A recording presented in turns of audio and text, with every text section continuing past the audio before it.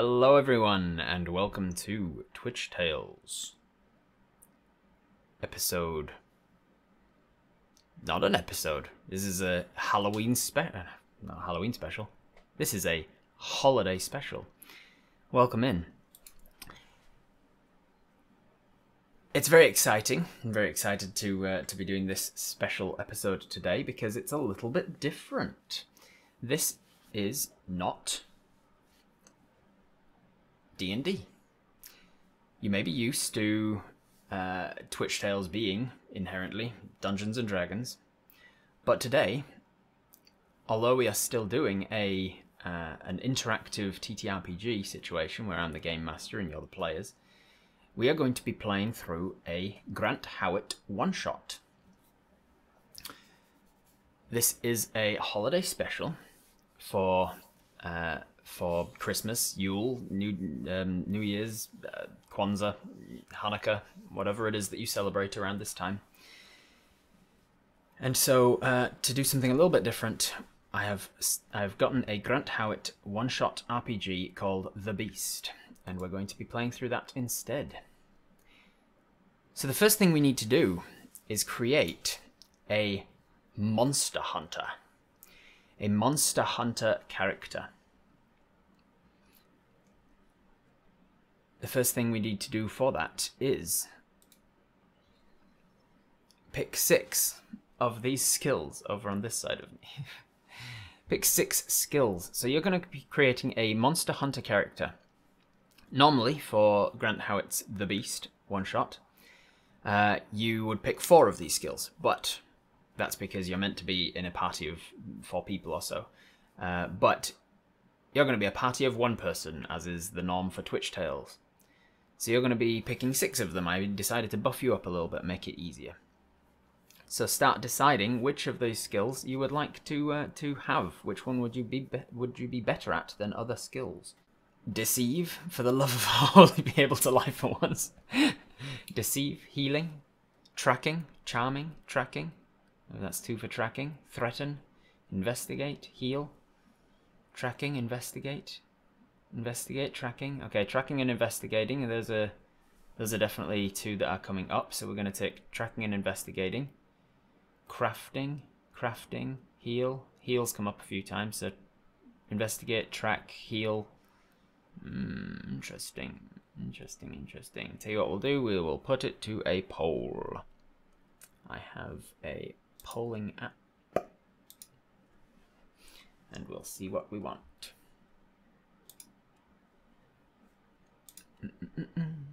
I like polls. You guys like polls?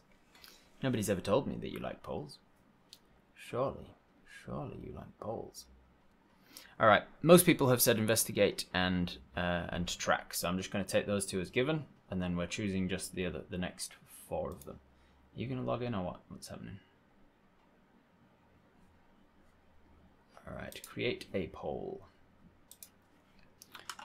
Which other skills should we take? Option 1, charm. Option 2, craft. Option 3, deceive. Option 4, endure. Option 5, heal. Option 6, I'm going to skip investigate because we've given that one already. Shoot. Option 7, strike. Option 8, threaten.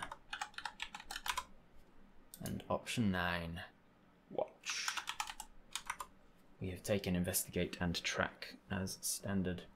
Vote for all the ones that you're interested in, and we'll see how it goes.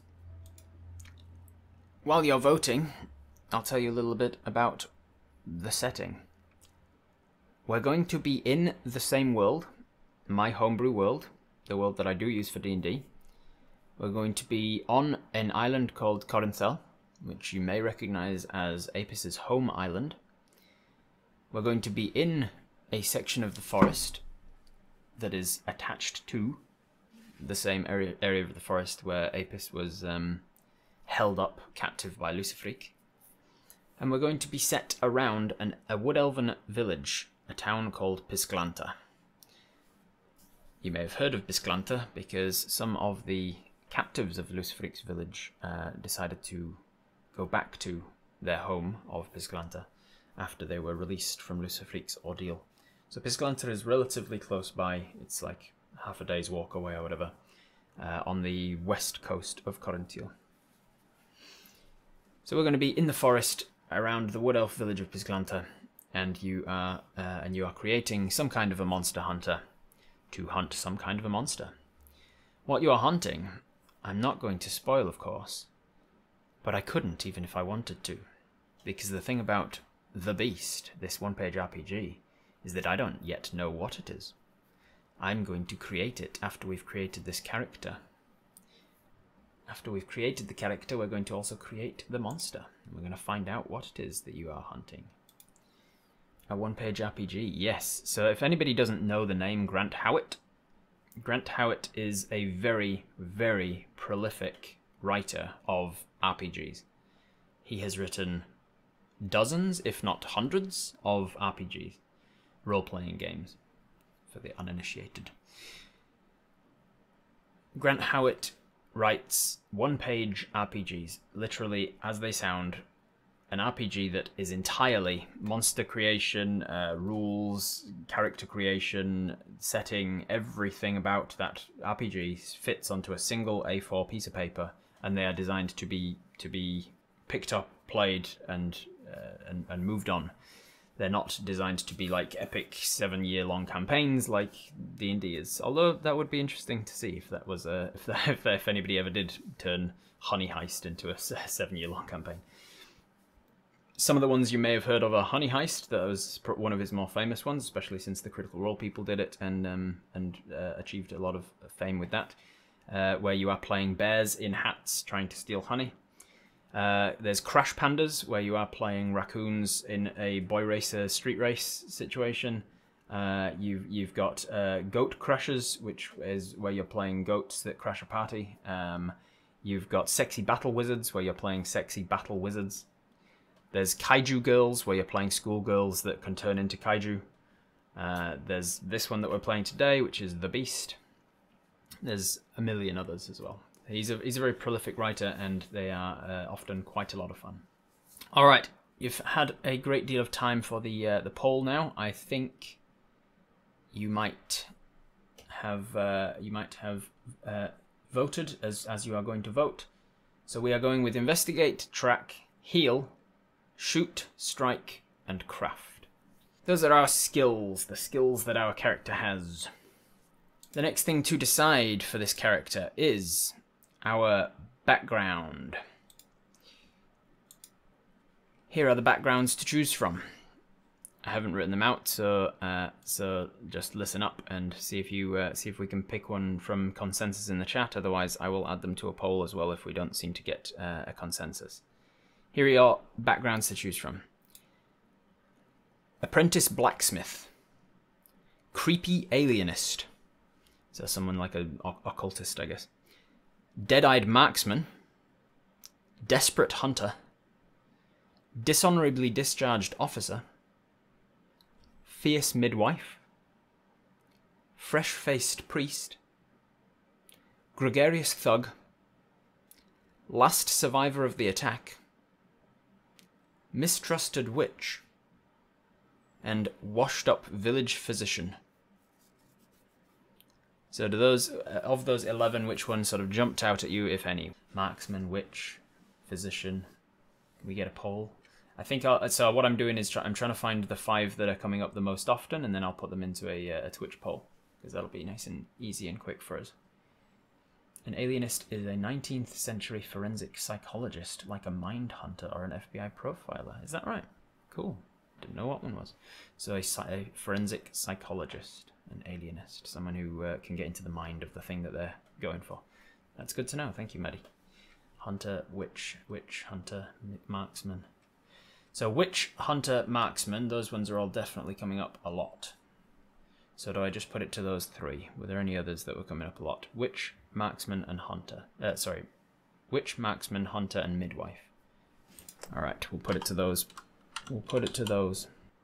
Now, with all one-page RPGs, it's a little bit loosey-goosey on the rules. You don't need to worry too much about min-maxing or optimizing. It's designed for fun, designed to be played without too much worry about the rules. All this means is if you get if you are doing a challenge, if you're doing something that requires something that for which the outcome is uncertain, you need to roll for it, just like you do in D&D. But you would roll a D10 if you have the relevant skill. If you're doing an investigate, heal, craft, shoot, strike, or track, then you'd roll another D10 and add them together. And if you have the respective background, you'd add another D10 onto it as well. So you get 3 D10. And then I decide on how difficult the thing is to achieve, the thing that you're trying to do. If it's an easy task, then I roll a D10 and you have to beat my number. If it's a challenging task, I roll 2 D10 and add them together and you have to beat my number. And if it's a very difficult task, I roll 3 D10 and add them together and you have to beat that number. So it is theoretically possible for me to roll 3 D10, get a 1 on each of them, and the DC for a very difficult task is 3. It's unlikely, but it's possible. And then you can beat it with a single roll of a single dice. So you can still succeed at a very difficult task with an unskilled thing that's nothing to do with your background. So it is still possible, just slightly less likely. The only difference to that challenge rating is that when you're fighting the beast, when you're fighting the big monster at the very end of the game, as it were, instead of D10s, I'm rolling D20s. So if it's an easy task against the beast, I roll 1 D20 to set the DC. And if it's a very difficult task against the beast at the very end, like you're trying to just decapitate it with a single strike and not do anything else, then I'm rolling 3 D20 and adding them together, and that's the DC you've got to beat with your roll. All right. Ooh, we've not got a consensus, but Hunter and other are getting no votes, so it's going to be Midwife, Witch, or Marksman. Midwife it's pretty much threes of each here, so I will say Witch and Marksman. So if I dropped off everybody else, that would be 7% onto there. Marksman would not have gotten it. So preferential voting, it's going to come down to Midwife or Witch. I'm going to redo the poll. Preferential voting, Midwife or Witch.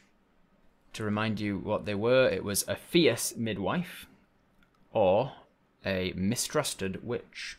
And don't worry, if you don't get the one that you voted for, you may find out that there is a little extra trick up my sleeve. Rob's plotting again.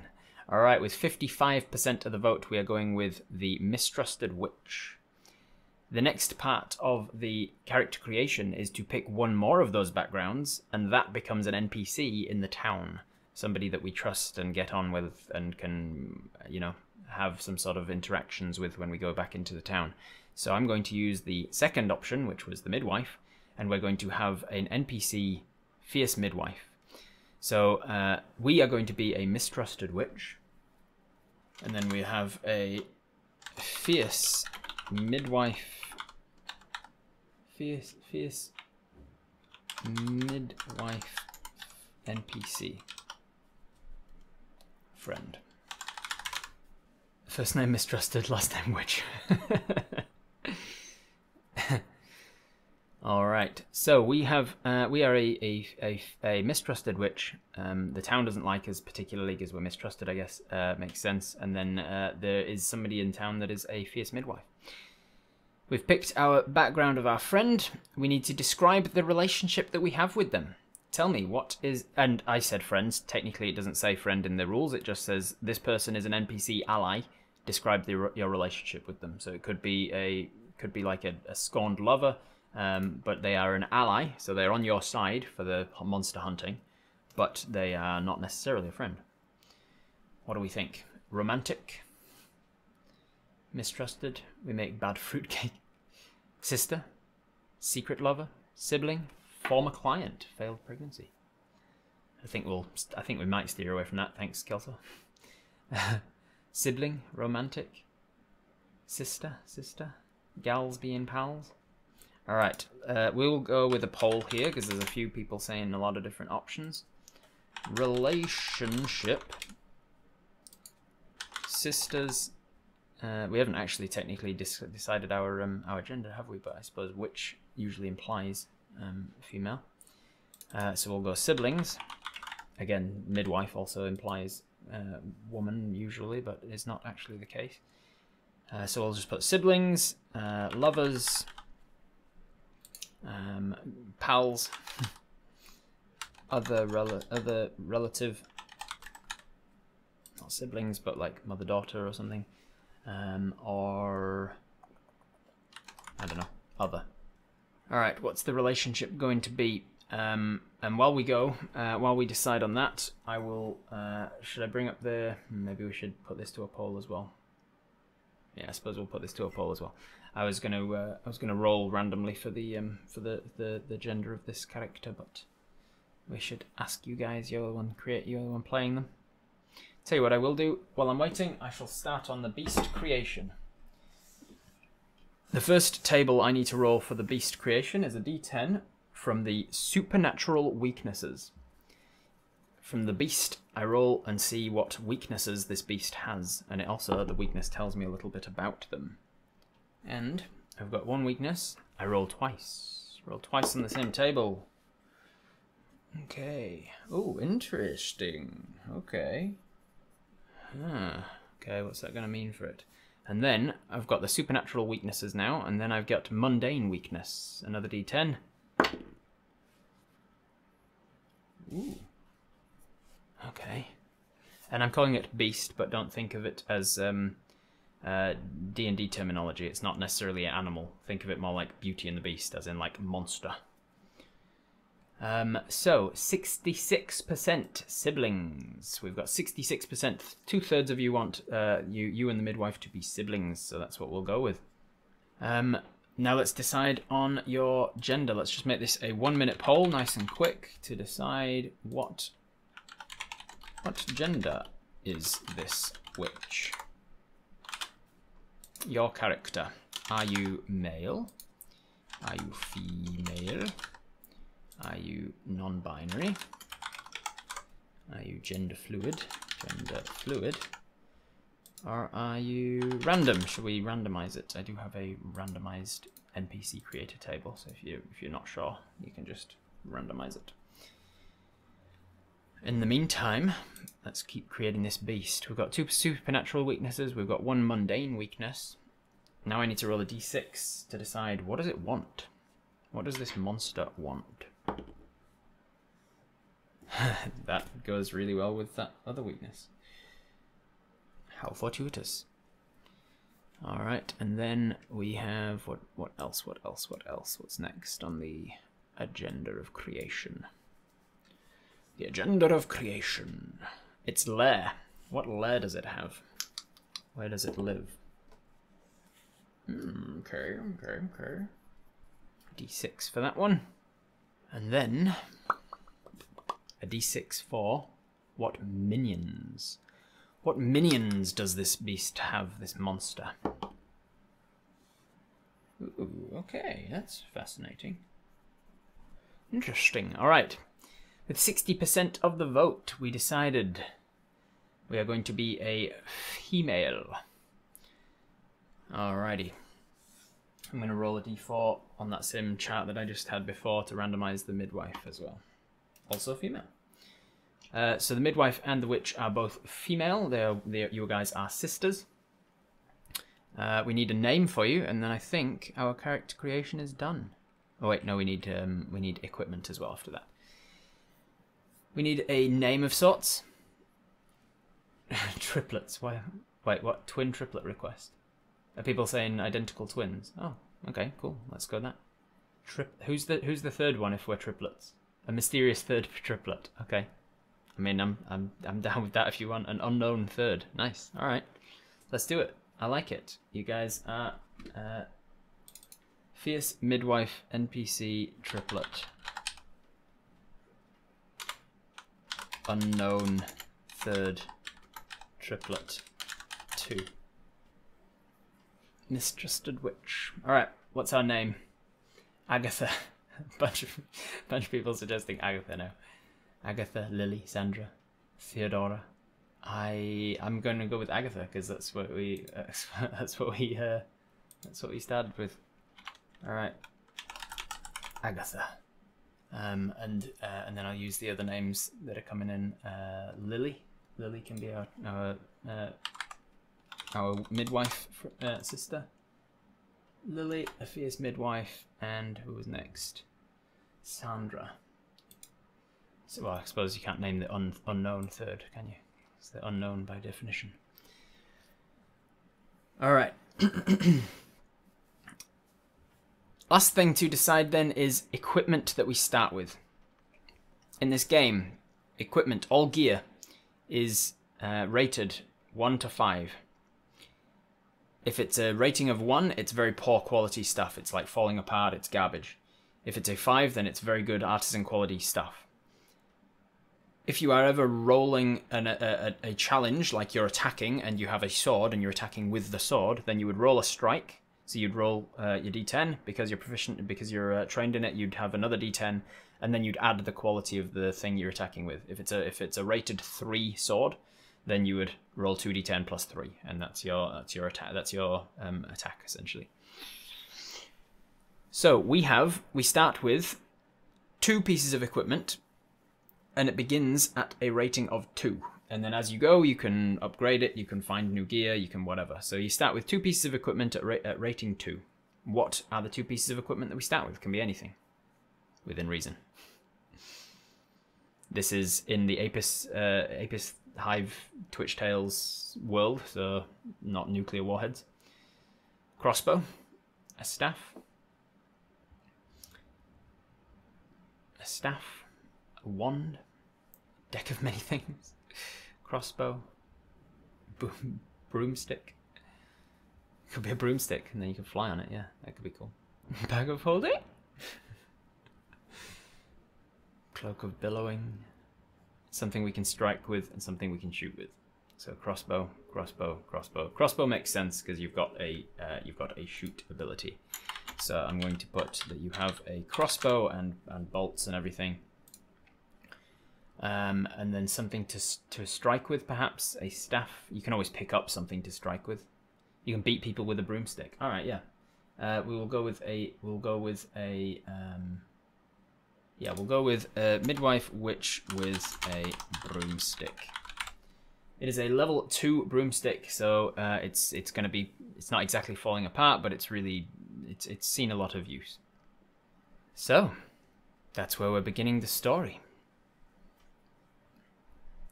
I have to think about what this beast looks like,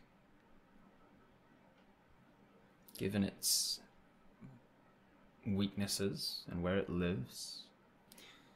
How this works, this game, is that through a series of scenes, you need to try and find out the weaknesses of the beast.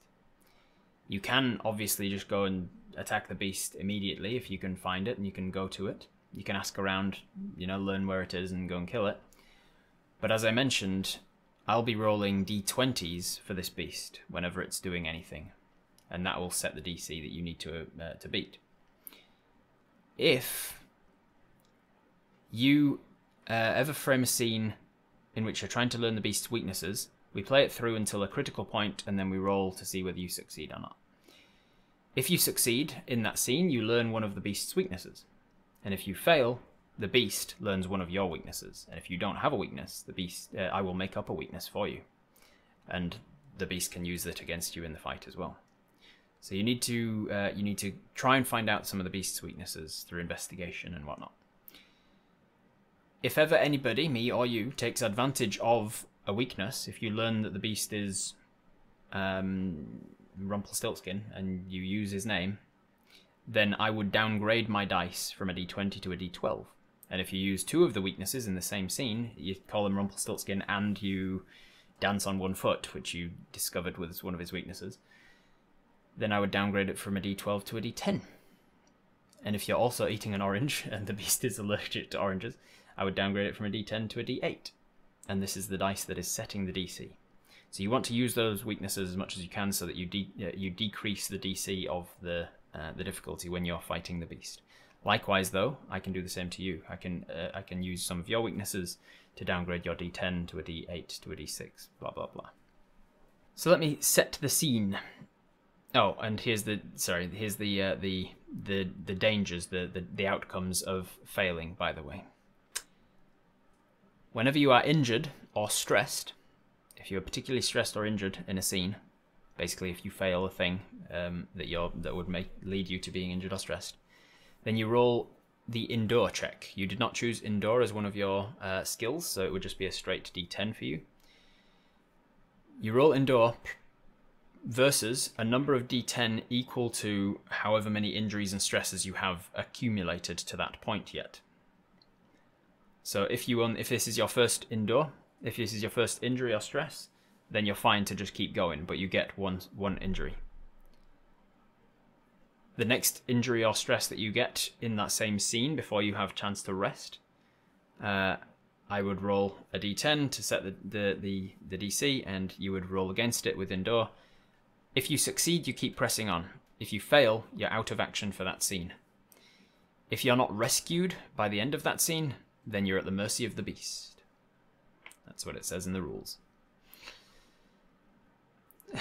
For a witch to stay away from water and flying brick houses. Yes, exactly. Those are your weaknesses. Adverts right as he gives instructions. Well, you're going to have to wing it then, Ice Cream. We can fix it all with a long rest. That is correct, Richard. Yes, you fix it all with a long rest in this game. Once you've got time to just go off and rest for a bit, you can reset all of your injuries and stresses. And your goal is to kill the beast. Yep, your goal is to kill the beast. Kill the beast! So, let me set the scene. It is a cold winter's day. It is early in the month of Sintabrun. Sintabrun is the last month of the year, and it is one of only 2 half months. Colabrun and Sintabrun, respectively, the celebrations of the gods of disease, death, pestilence, decay, and the god of lightness, levity, recreation, fun, downtime, pleasure, that sort of stuff. Colabrun is a 2-week month to acknowledge that god of decay and disease and pestilence, so that he is appeased for the coming year. He doesn't take out his wrath at being ignored on your livestock and your crops.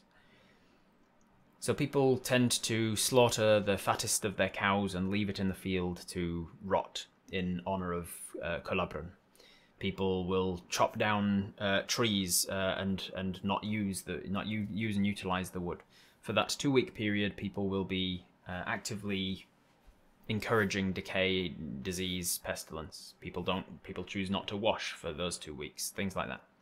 It is not a pleasant 2 weeks, but people get through it knowing that 2 weeks a year is much better than the entire year if you piss off this particular god. It also helps to get through it because as you finish Colabrun, you go into Sintabrun, a time of levity and joy, and it is basically a 2-week holiday. People very much enjoy Sintabrun because it's gift giving and spending time with family. It is the holiday season. And so right now it is early Sintabrun, and you are in the woods around the small wood elven town of Pisglanta. Pisglanta is a population of somewhere around 50 to 100 people, all wood elves. Your twin sister Lily, lives there. She works there as a midwife. She has a fierce attitude about her. And you live on the outskirts of Pisglanta, in your little witch cottage. What sort of house do you live in? What sort of building? Do you live in a bit of a tower? Do you live in an underground hovel? Do you live in a shack? Oh, a log cabin? Are you a wood elf? You are a wood elf. Yes, you are a wood elf witch. Gingerbread. Cottage on a hill. A little shack cottage on a hill. Can it be on chicken legs? Starts underground, but it has a tower as well. Just a bit of everything. A home that does not leak when it rains. We have an indoor weakness, so we live in an open cave. You guys can never agree on anything. It's well maintained because we have craft. You do have craft, yeah. You crafted. That's a good point, Richard. Yes, you have crafted yourself a nice house. A tree house, perhaps? Well disguised since people distrust us. We are a distrusted witch, yeah. Wouldn't want random villagers coming to attack us. So a little bit of a disguised house, so it's off the beaten track, and you need to know where it is to find it. We'll say it's like a little cozy cottage. There's an extension to the house that is in the tree house. Maybe you've got like an extra room, an astronomy tower or something that is up in a tree that is attached to the side of the house. So the tree is like your little cottage is attached to the side of a tree on ground level on top of a hill. But then up that tree, if you go outside and round up the ladder, there's a bit of an extension to your house that's in that tree house there. And it's slightly larger on the inside. Alright, so that's where we're at, that's the setting. And you are going about your business, brushing your floors, sweeping your floors with your broomstick, when suddenly there's a scream from nearby in the town. You're close enough to the town to be able to hear when noises like this happen, especially loud screams. And you sigh heavily hearing the scream, knowing that it's the third time in as many nights that somebody has woken up to find blood. What do? Is there someone in town due to give birth soon? Yes, let's say there is. Investigate. Okay, so we are going to investigate. This is going into a scene where you have the investigate skill. We're going to use that at the end of this scene. So what you do is you grab your broomstick, you grab your crossbow, you head to the door, and you set off out the front door. You pop the broomstick between your legs and say the magic word, and it takes off, and you start to fly out of your little disguised bush ring around your house, up and over the bushes and down along the path towards the town. It doesn't take you very long before you find a wood elven man. You know him as one of the bakers of town. And as you hold your hat while you're flying, you head down to him, and you can see that he is in shock, and he screamed because he saw this blood trail out into the forest, and it's a lot of blood. It seems like a large animal was killed here, or maybe a person perhaps, but you'd imagine from the amount of blood that it would probably be an animal. You land down, and he looks up and he seems scared to see you. No, witch! And he turns and sets off running, and he runs off into the town. He leaves you alone at the scene, and you can see a whole bunch of blood. What do you want to do? Use the track skill to follow the blood trail. Alright, so we'll go with a track skill. So at the end of this scene, I'm going to roll investigate overall to see if you learn one of the beast's weaknesses, or if the beast learns one of yours. But while we're playing the scene out, we can use individual skills to see how that goes. You sigh, you look down at the track, and you start to use your track skill to follow the track of this blood. I'm going to roll I'll roll you the DC first. So this is going to be a relatively easy task. It's going to be a single D20. And it is an 8. So the DC is 8. You need to meet or beat. Compared to the GM's skill, yeah. If you are more than the GM, everything goes well. If the GM is more than you, it all goes badly. If you are equal to the GM, then it's kind of like a middling success. So you need to beat an 8 for this to go well. Thankfully, you have the tracking skill. So you have a D10 for attempting a thing. You have another D10 for it to be a thing that you're proficient with.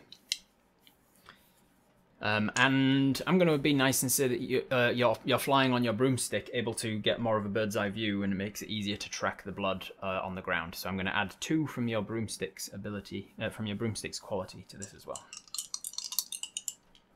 All right, that is an 8 on one of the dice, a 7 on the other, and then +2. You've got a 17. 17 beats 8, so you all goes well for you in this moment. You hover up with this. The quality of the broomstick, it's not great. So as somebody said there, you've got only about 5 feet off the ground. Maddie says, yeah, you've only got about 5 feet off the ground. You've got a bit of a hovering broomstick. It's not the greatest flying thing. But the blood trail leads off into the woods, and it looks like, with a 17 on the DC there, you managed to ascertain that it looks like a big beast has been killed here in this spot and then dragged away while it was still kicking and dying by something large. And it looks to be an animal blood rather than anything else. Does it look like, somebody said, does it look like the blood of the last couple of days? Yes. Yes, it does. The last couple of days, it seems like it's attacked in a similar fashion, killed a large animal, and then dragged it away into the forest. Why was that man here? So he was probably out for a walk. Wood elves tend to be interested in the lay of the land and the druidic kind of or ranger-like attachment to nature and the land, and he was possibly just out for a walk in the nearby forest around the town. You could, if you wanted to, go and investigate further and ask the man why he was here. Did anyone from town go missing or have missing pets or animals? No, nobody from town has gone missing as of yet that you know of. You can hear, now that he's run off into town, you can now hear the commotion as he is telling the other people, it's happened again, there's an animal around. And you can start to hear people coming your direction. You also hear on the wind, a witch, I don't know, should you have flew in on this? Alright, keep following the trail. You can see that it tracks into the bush somewhat, and eventually, unfortunately, it gets to the point where the blood has seeped out of this animal enough that the blood is not there anymore. With a decent track skill, you can follow it a little further as the animal is being dragged through, the carcass of the animal is being dragged through bush and breaking twigs and branches and bushes being pushed out of the way. But eventually it does just disappear into the forest. It seems to be heading towards a slightly mountainous area, but other than that you can't really follow it much further than that. Can we tell the species of the animal that the blood came from? Can you indeed? What are the skills? I'm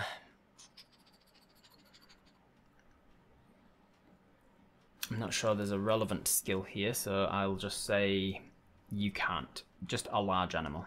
There was enough blood that it would have been from a large animal, something around the size of a cow or so. Bigger than a boar. Craft a large trap or caltrops. You could try and do that, yeah. Go to the town. As you're thinking about going to the town, you hear that this sort of mob of people have been put together and they've started to make their way out to you.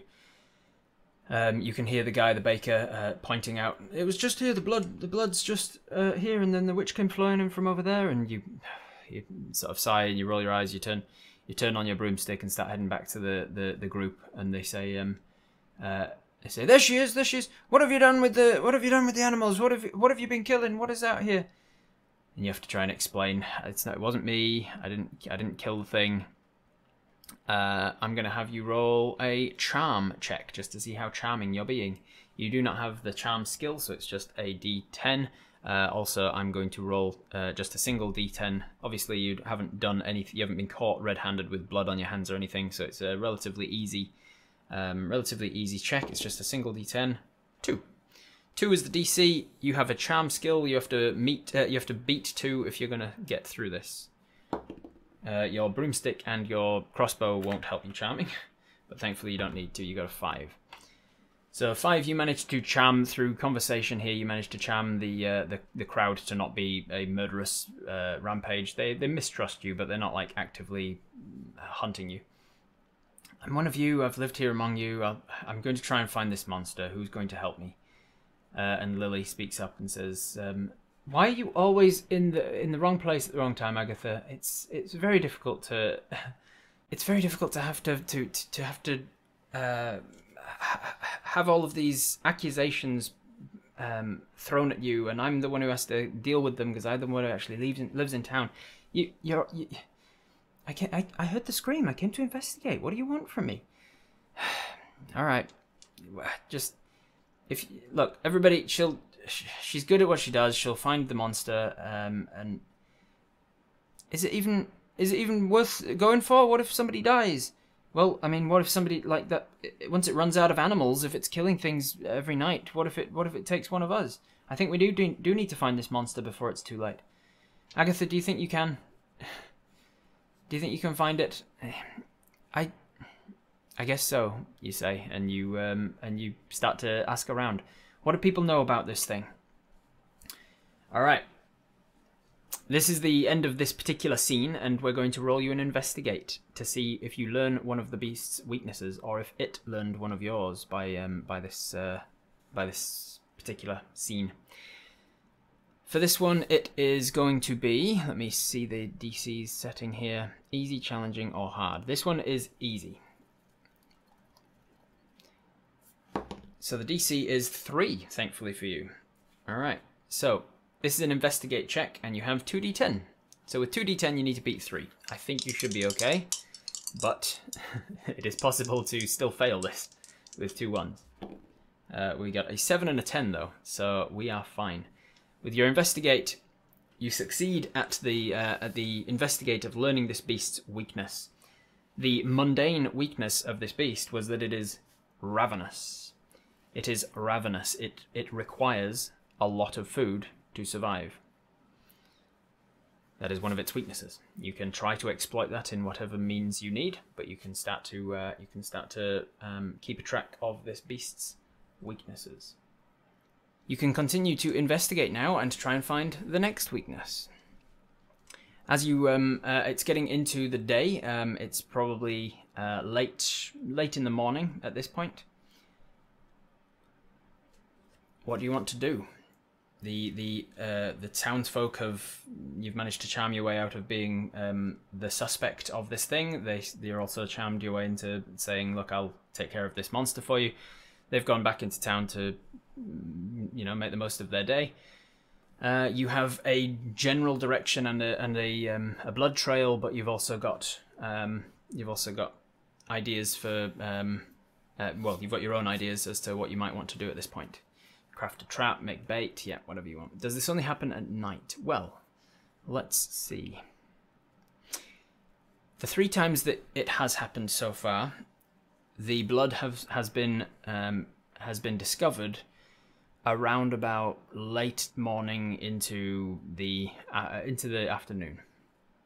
So right now it's been mid to late morning when this guy walked around and found it. So it could be that the blood was here overnight, or it could have happened first thing in the morning, first light.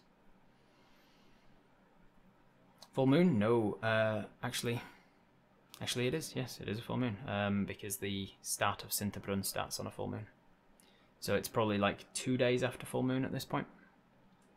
If we know it's ravenous, we could totally trap it away from the town. You could set up a beast trap and try and trap it there. You could also keep in mind though that if you tried to do a trap right now, then that's you going into a fight with the beast, potentially, not you investigating to see if you can learn more about the beast. So you can immediately go into trap mode and try and bait and trap and use the ravenous weakness to your ability, to your benefit. But by doing so, you are going into combat with the beast. You might want to do investigatory things first to see if you can learn more about its weaknesses first. Dragged away a big animal while it's fighting. It is strong. Ouch. Suggest we use bait that's bigger and tastier than us. Is there a place to get more gear? There is, indeed, yes. So you can go into town and you can try and find some better gear. What sort of gear are you after? And what do you have to offer them in return? You have some witch abilities. I could roll you some witch abilities to see if you can make a potion for someone so that you can give them that in response. craft an ability, craft a potion of sorts. A short sword, something to help up in the mountains. Big question is mind, why is it bringing its food here to kill it and then dragging it somewhere else? It's not killing stuff from the town, so why is it happening here? It was in the forest, so there's a very good chance that it killed some big animal that happened to be here in the forest. You got nets and ropes and things. So there is a hunting shop in town that could give you some nets and some ropes and things of that nature. And there's also a single blacksmith in town who could make you a weapon of sorts if you wanted. You could offer them the fact we're going to solve the beast problem before it begins to be a problem for them. Yep, so that would be a charm roll. So you're trying to charm them into just giving you stuff for free, or in return for dealing with the problems for them. Knowing our witch abilities would be useful for knowing whether we can summon a cow, real or illusionary to distract the beast. You could potentially do that. Let's see what we got. Magic stuff. That would probably be a deceive check, and you would have your background applied to it as well. So if you wanted to summon a cow, an imaginary cow, I would make it a d10 plus a d10 for deceive. You don't have deceive, so you don't get that. And plus a d10 for being a witch. So you'd roll 2d10 for the cow for your witch-based deceive check. Rope isn't hard to make. We don't have a lot at home. You probably got some rope at home, yeah. Let's roll your craft check. See if you've crafted a decent rope before. So this is going to be a d10 for craft. It's going to be a d10 because you also just attempting a thing. I'm going to roll... Oh, here we go then. I will put it to you. How good do you want this rope to be? Because if you want it to be a level 1 or a level 2 rope, then I will roll a single d10 for the DC. If you want it to be a level 2, 3, or 4, I'll roll 2d10. And if you want it to be a 4 or a 5, I'll roll 3d10. And then, depending on how well you beat that, if I roll 2d10, and then you beat it by a lot, then I will make it a level 4. You're going to be rolling 2d10 to beat it. So how many dice do you want me to roll to set the DC, and that will help determine what the quality is going to be of this rope that you have at home.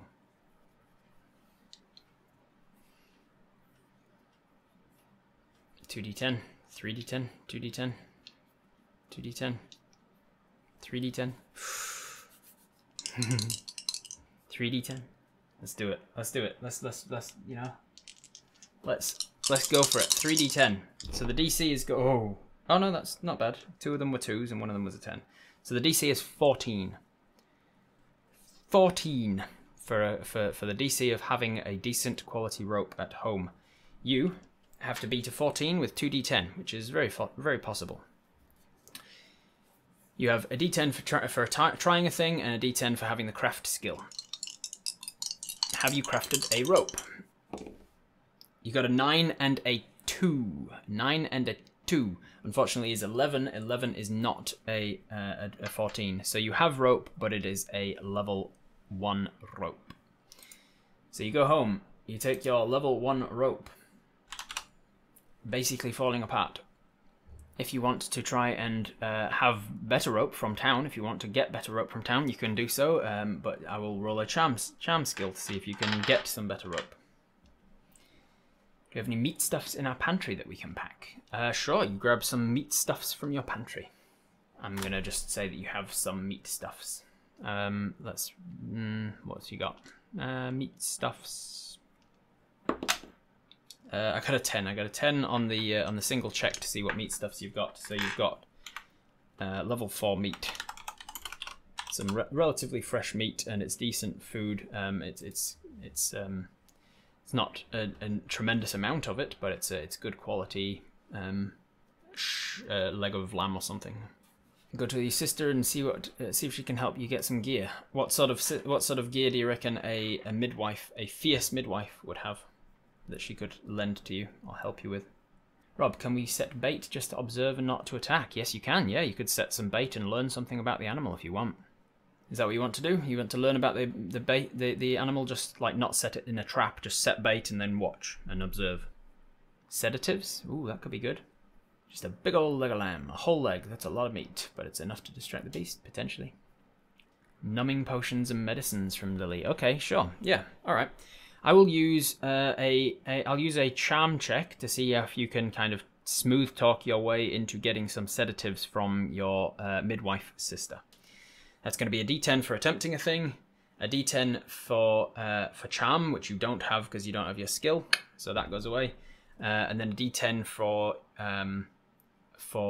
your NPC sister. So you have 2 D10 on this roll, 1 for attempting a thing, 1 for using your NPC ally. I'm going to set the DC first. The DC is going to be... She would have sedatives. Would she be willing to give them up? If it means saving the town, yes. Alright, so I'm going to say this is a relatively easy roll. I'm going to roll it with a D10 to set the DC. A 3 again. So 3 is the DC and you have 2 D10. Easy peasy, 9 and a 2. So you succeed. You smash it out as well, so I'm going to say that on that is going to be sedatives, and they're going to be a level... You smashed out, you got 11 on a DC of 3. Yeah, I'm going to say that's a sedatives of 4. You have a quality of 4 in the sedatives. Illusory cow for watching the beast and then meeting sedatives when we actually face it. That could be a good idea. Ice cream. Should we do a who's in favour? Yes or no? You can put thumbs up, thumbs down. Who's in favour of ice cream's idea? Use an illusory cow now. Cow now, brown cow. Just to watch and see and observe and see what this creature is that you're fighting. And then when it comes to actually facing it, you set a trap with meat and sedatives. The illusory cow might piss it off.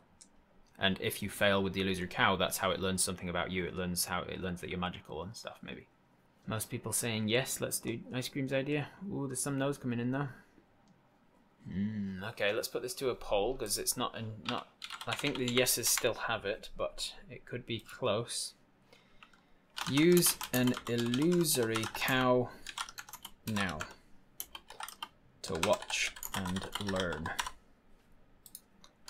Yes or no. We could make it mad, even that might be a good information. Yeah, learning what it does when it's angry could be information. You have 2 more weaknesses that you could theoretically learn. You don't have to learn both of them before you attack it, but if you can learn both of them and then use that to your advantage, it reduces my... If you can learn all 3 weaknesses and then utilize them, then it lowers it from a D20 to a D12 to a D10 to a D8, and then I'm setting the DC for the monster at a series of D8s. You should buy a net if possible, or craft a trap. Can't bait sedatives on an illusion, we need that for later. Build a spike pit, hide it, put the illusory cow on top of the pit. Ooh, very close, but the no's have it, with 51% of the vote saying no, we're not going to use the illusory cow idea. I said yes, but I meant no. Well, no's had it in the end anyway, Kindy. It came down to a single vote, as it often does with Twitch Tales. That's why I say every vote counts. So what are we doing then? If we're not using an illusory cow, what are we doing? Embed some sharp nails inside of the bait for internal damage versus emotional damage. We're going to go with a real cow with some of those sedatives. Track a real animal, use that as bait. Alright, wonderful. That's what we're going to do then. We're hunting for things. Was hunt one of the... I think hunt was one of the skills, wasn't it? Let's check. No, it wasn't. Heal, watch. Oh, hunter was one of the backgrounds. So this is definitely going to be the hunter background, which you don't have, so you don't get that D10.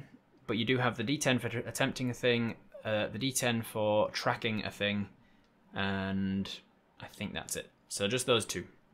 You're going to get 2 D10 on this check. Let me set the DC. The DC is going to be... This thing has been around eating big animals for 3 days now at least, so I'm going to say, unfortunately, it's going to be a challenging DC. So I'm going to take 2 D10 to set the DC. Where are all my D10s? I seem to have lost a D10. Alright, 2 D10, the DC is going to be 9. So 9 DC with 2 D10. You got a 5 and a 5. That is a 10. 10 succeeds. So you do succeed on tracking an animal. What sort of large animals might live in the forest of around sort of a somewhat magical forest around a wood elf village? What do you want to find? A deer? All right, we'll go with a deer. So you find a deer, a relatively large deer.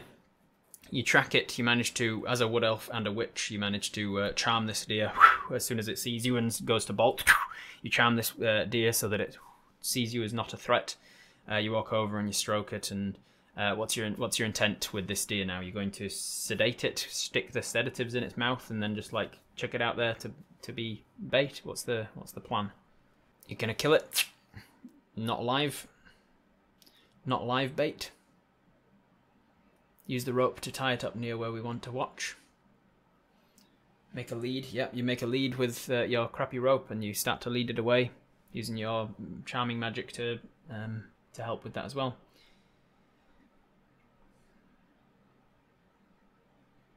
Do not kill it. We want a living creature. Use sedatives on the corpse if the beast eats it. The creature has definitely gone for live animals in the last 3 days, but it may go for anything. It's ravenous. Just watch and learn with real food. Keep it alive for now. Alright. Sedatives for when we're going to attack. Don't use them yet. If the beast's intelligent, might get sus about being given a dead animal. You don't know what the intelligence of this creature is. Again, don't get lulled into the fact that I'm calling it a beast. That's the name of these monsters in this game. It could be literally anything. It could be a vampire, could be a werewolf, could be something of my own creation that has super intelligence. That may be one of its weaknesses. Hyper intelligence, to the point where it overthinks things. You never know. Living prey could be better to see how it hunts. Move the deer close to the recent tracks. Okay. I'm going to say most people are saying to use living prey for that reason. So you move the deer, you lead it with your shitty rope through the forest to the point where you can tie it up. Thumbs up, thumbs down. Are we going to tie the deer up, or are we just going to kind of leave it in this area and hope for the best? Thumbs up, thumbs down. Are we tying it up? Yes or no? Tie it up. Tie it. No, don't. Tie it up. Don't tie it. Tie it. Don't tie it.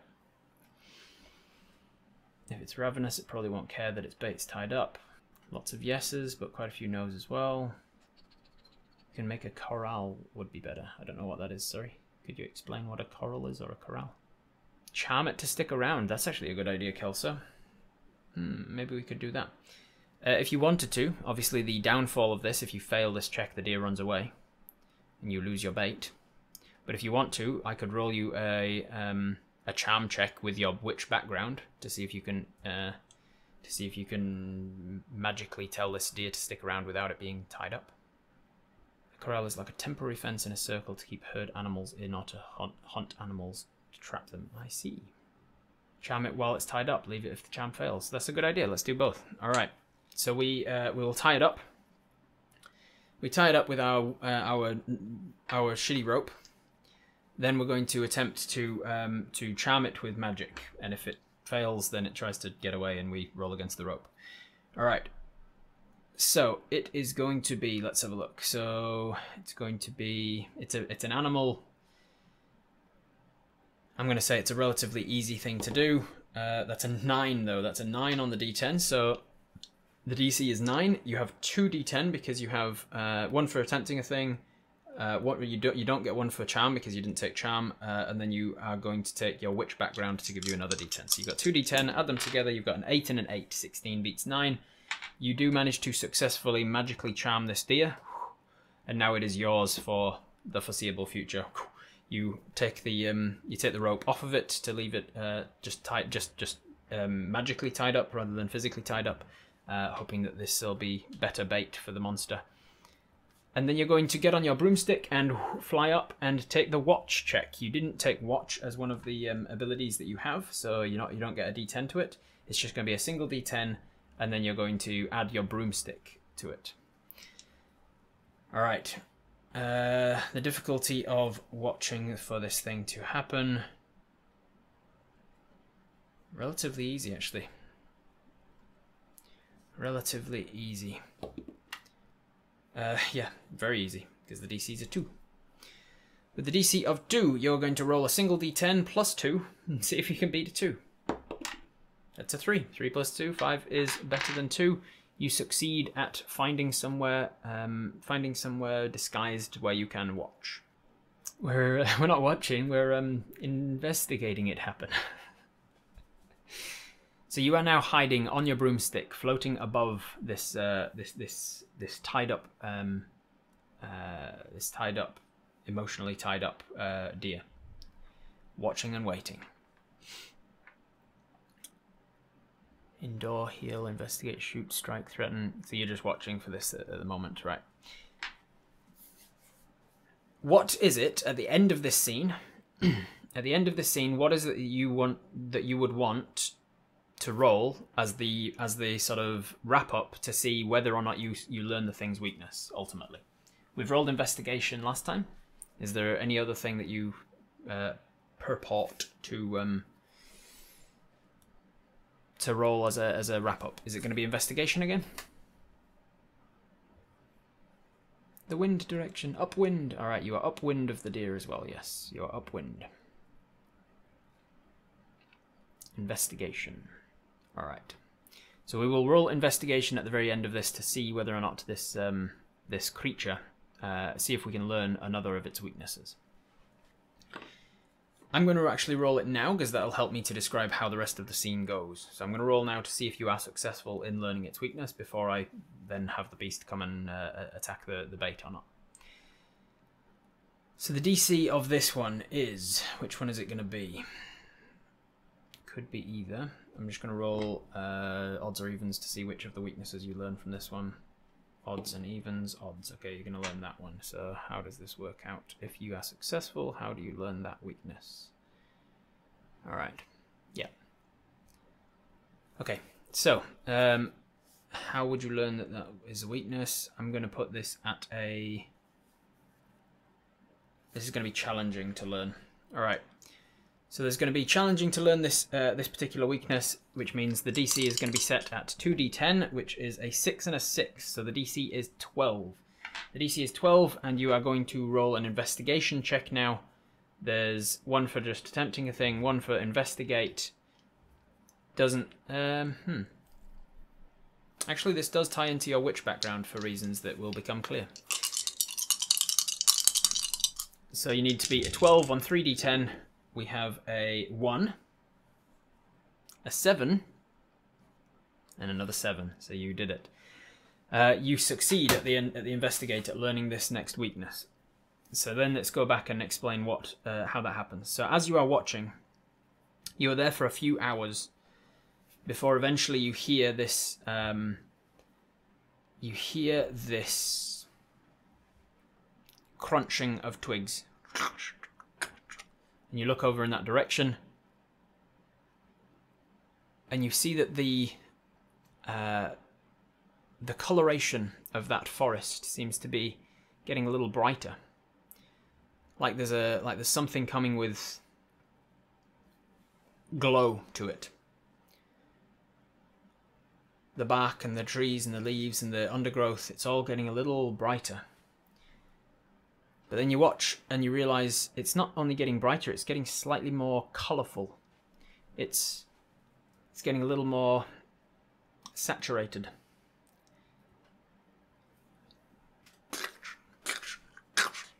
This thing seems to be moving forwards, and from what you can hear, it seems to be four-legged.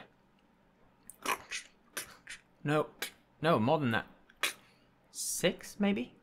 Just as you have this thought, this large lion-like creature from the front half of a lion pushes through into the clearing where you're standing and looks around on either side. You can see that its face is a sort of purple hue. It's got like violet and lilac and mauve sort of colorations throughout its face. Its hair seems to be like almost a spectrum of purples and pinks through its mane, and its eyes are glowing golden. You can also see that there are 2 small nubbins of horns. As it moves in from there, You see that its next legs are that of a like insectoid creature that seems to be coming out from about its rib cage and allowing it more steady movement on its feet. And then as it moves past and into the clearing, finally you see that its back end is that of almost like a horse, and its tail is stinger-like, scorpion-like. It's very monstrous in appearance. But it gets close to the deer, and then you see it prowl down, and it starts to move forwards. And as it starts to do so, suddenly this, like, as soon as it sees the deer and starts to prowl, you see this, like, aura emit from it. And you feel like, almost lulled to this thing. As this aura gets to you, this, like, flittery golden sparkles come from it. It passes over you, and it smells sweet. It's like a nice warm breeze at a carnival, and there's like a smell of roasting chestnuts, and it feels nice on this cool air. That you've been shivering out here for hours in the winter weather. There's this charming effect as it passes over you, and you see these golden sparkles also pass over the deer, and you feel, as a witch, you feel your charm on the deer drop. And the deer turns towards this creature and starts to move towards it. It gets close enough to it that this creature then, boom, bounces out, grabs the deer. As instantly you see the deer's charm drops, and it starts to kick, but it's well too late by this point. Clamps down on the throat, tears the throat out, blood everywhere. And then it grabs a hold of the deer and starts to drag away as the deer kicks.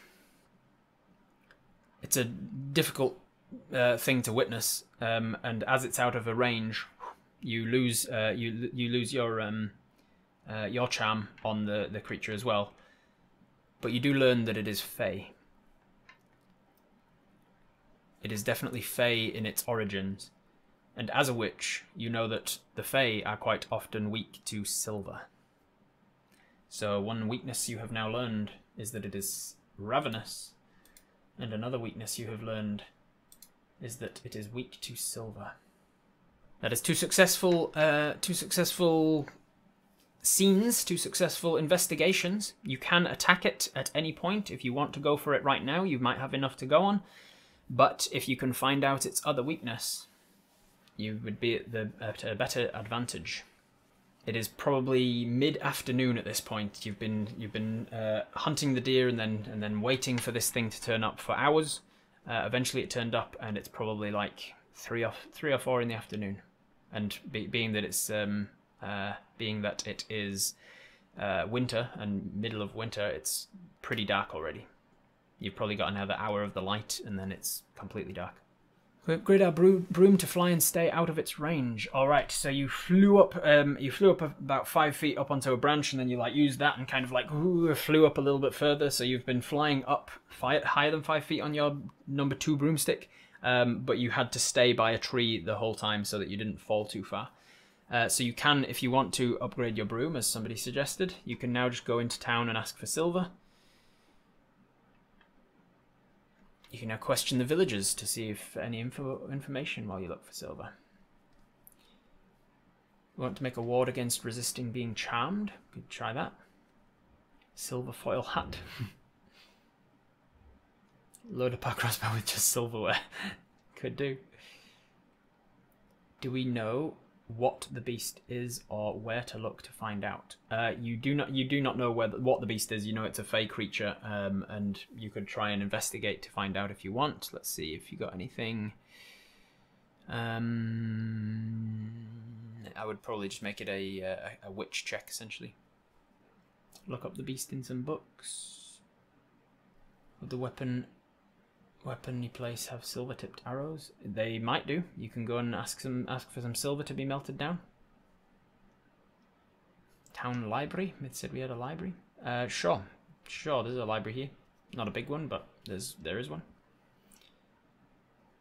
Silver bolts for the crossbows. All right. A lot of people saying we need to upgrade our weapons with silver stuff, so we are going to go into town. We go into town, and being that it's Sinterbrunn, and it's pretty late in the afternoon, people have shut up early. People have decided, nah, it's the month to celebrate levity and joy and fun and recreation. I'm not working. So a bunch of people have just gone home early, stopped working. So you can wait till tomorrow if you want and try again. Or you can go home as Wraith suggests and try and melt down our own silver stuff, our own silver jewelry and things. Silver jewelry for so that you don't get your throat ripped out. Yeah, wear a silver necklace. Let's find out. Let's see if you do. You don't have any in your equipment, so you obviously don't have any on you, but you might have one at home. What's the chances? What are the chances? I'm going to put it at silver's relatively useful. I'm going to make a challenging roll. That's going to be a DC of 9. There's nothing to add to this, I don't believe, so you just have to beat a 9 on this roll to see if you have any silver jewelry. That's an 8. Unfortunately, you do not. You've got some silver-coloured jewelry, but as you go home and check it, you realise it's not actually solid silver. It's like some sort of metal alloy that's just silver in colour.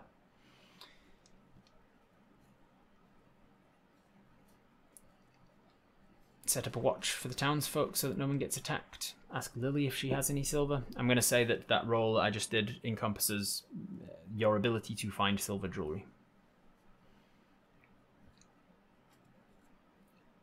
Drag the deer away, so once again it didn't eat where it killed the thing. Why is it carrying things away if it's so damn hungry? Could be part of a third weakness. Could be.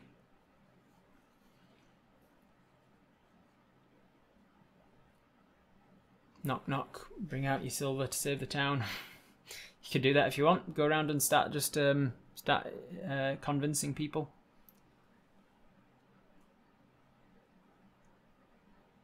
Spread some silver dust through the wind around the creature. That could be pretty cool. You could definitely try something like that if you found some silver dust.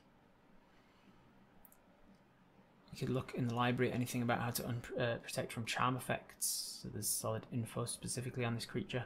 That would be another like investigatory scene to see if you can learn information on this creature. If you want to learn information on the creature, you can, but that's the next scene as to like what is your attempt to learn information. Are you just going to do so by reading? See if you can read up on this creature. Follow from a distance. Grind down all of the town's silver.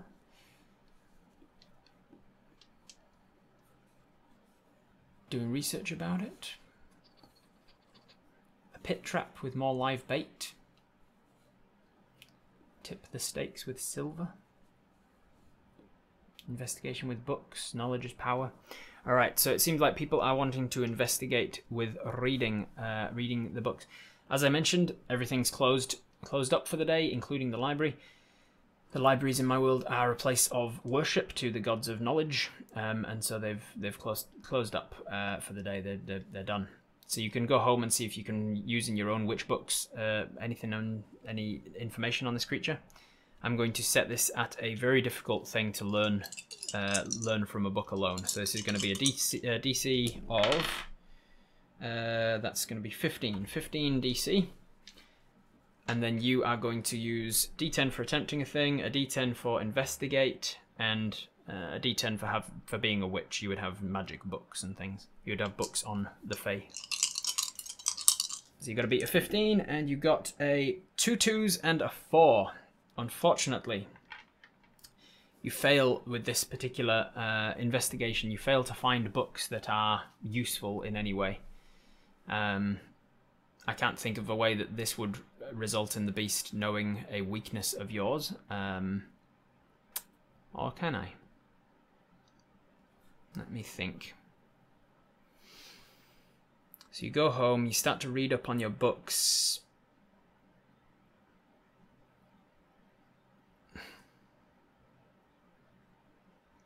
Yeah, you head home, and you start to busy yourself around your shack. It is a large, it's a relatively small shack, but it's got a lot of stuff in it. As a witch, you've accrued bits and bobs that are kind of useful in potions and alchemy and spells and things, and you've got junk everywhere. You head up into your treehouse shack attached to your house. You're looking for the book on Fey creatures, Fey monsters, monsters of the Feywild. You're looking. There's a book around here somewhere. Oh, there it is on the window ledge, and you go and grab the thing from the window ledge, and you look out, and you see this creature prowling by your house. It's got sort of like in the tree line, and it's looking up. It's probably about 100 feet away, but it looks up just as you sort of go to grab it. It startles you a little bit, and your hand knocks a potion off of the shelf, off of the window ledge, which shatters on the ground, and this smoke, this green smoke is released. This beast has now learned one of your weaknesses is that you are reliant on magic. Reliant on magic. That is a weakness that it has learned about you. Because you failed a check to attempt to find out one of its weaknesses. So that is not a one and done. You can now still attempt to find out more of its weaknesses, but you're not going to find it from books, and that and every time you fail, essentially, to attempt one of its weaknesses, it'll find something about you. We have a crossbow. Yeah. But your magic will be weaker against it because it knows about your magic. Can it fly? It doesn't seem to have wings. Maybe it can fly with magic, but it couldn't fly unaided.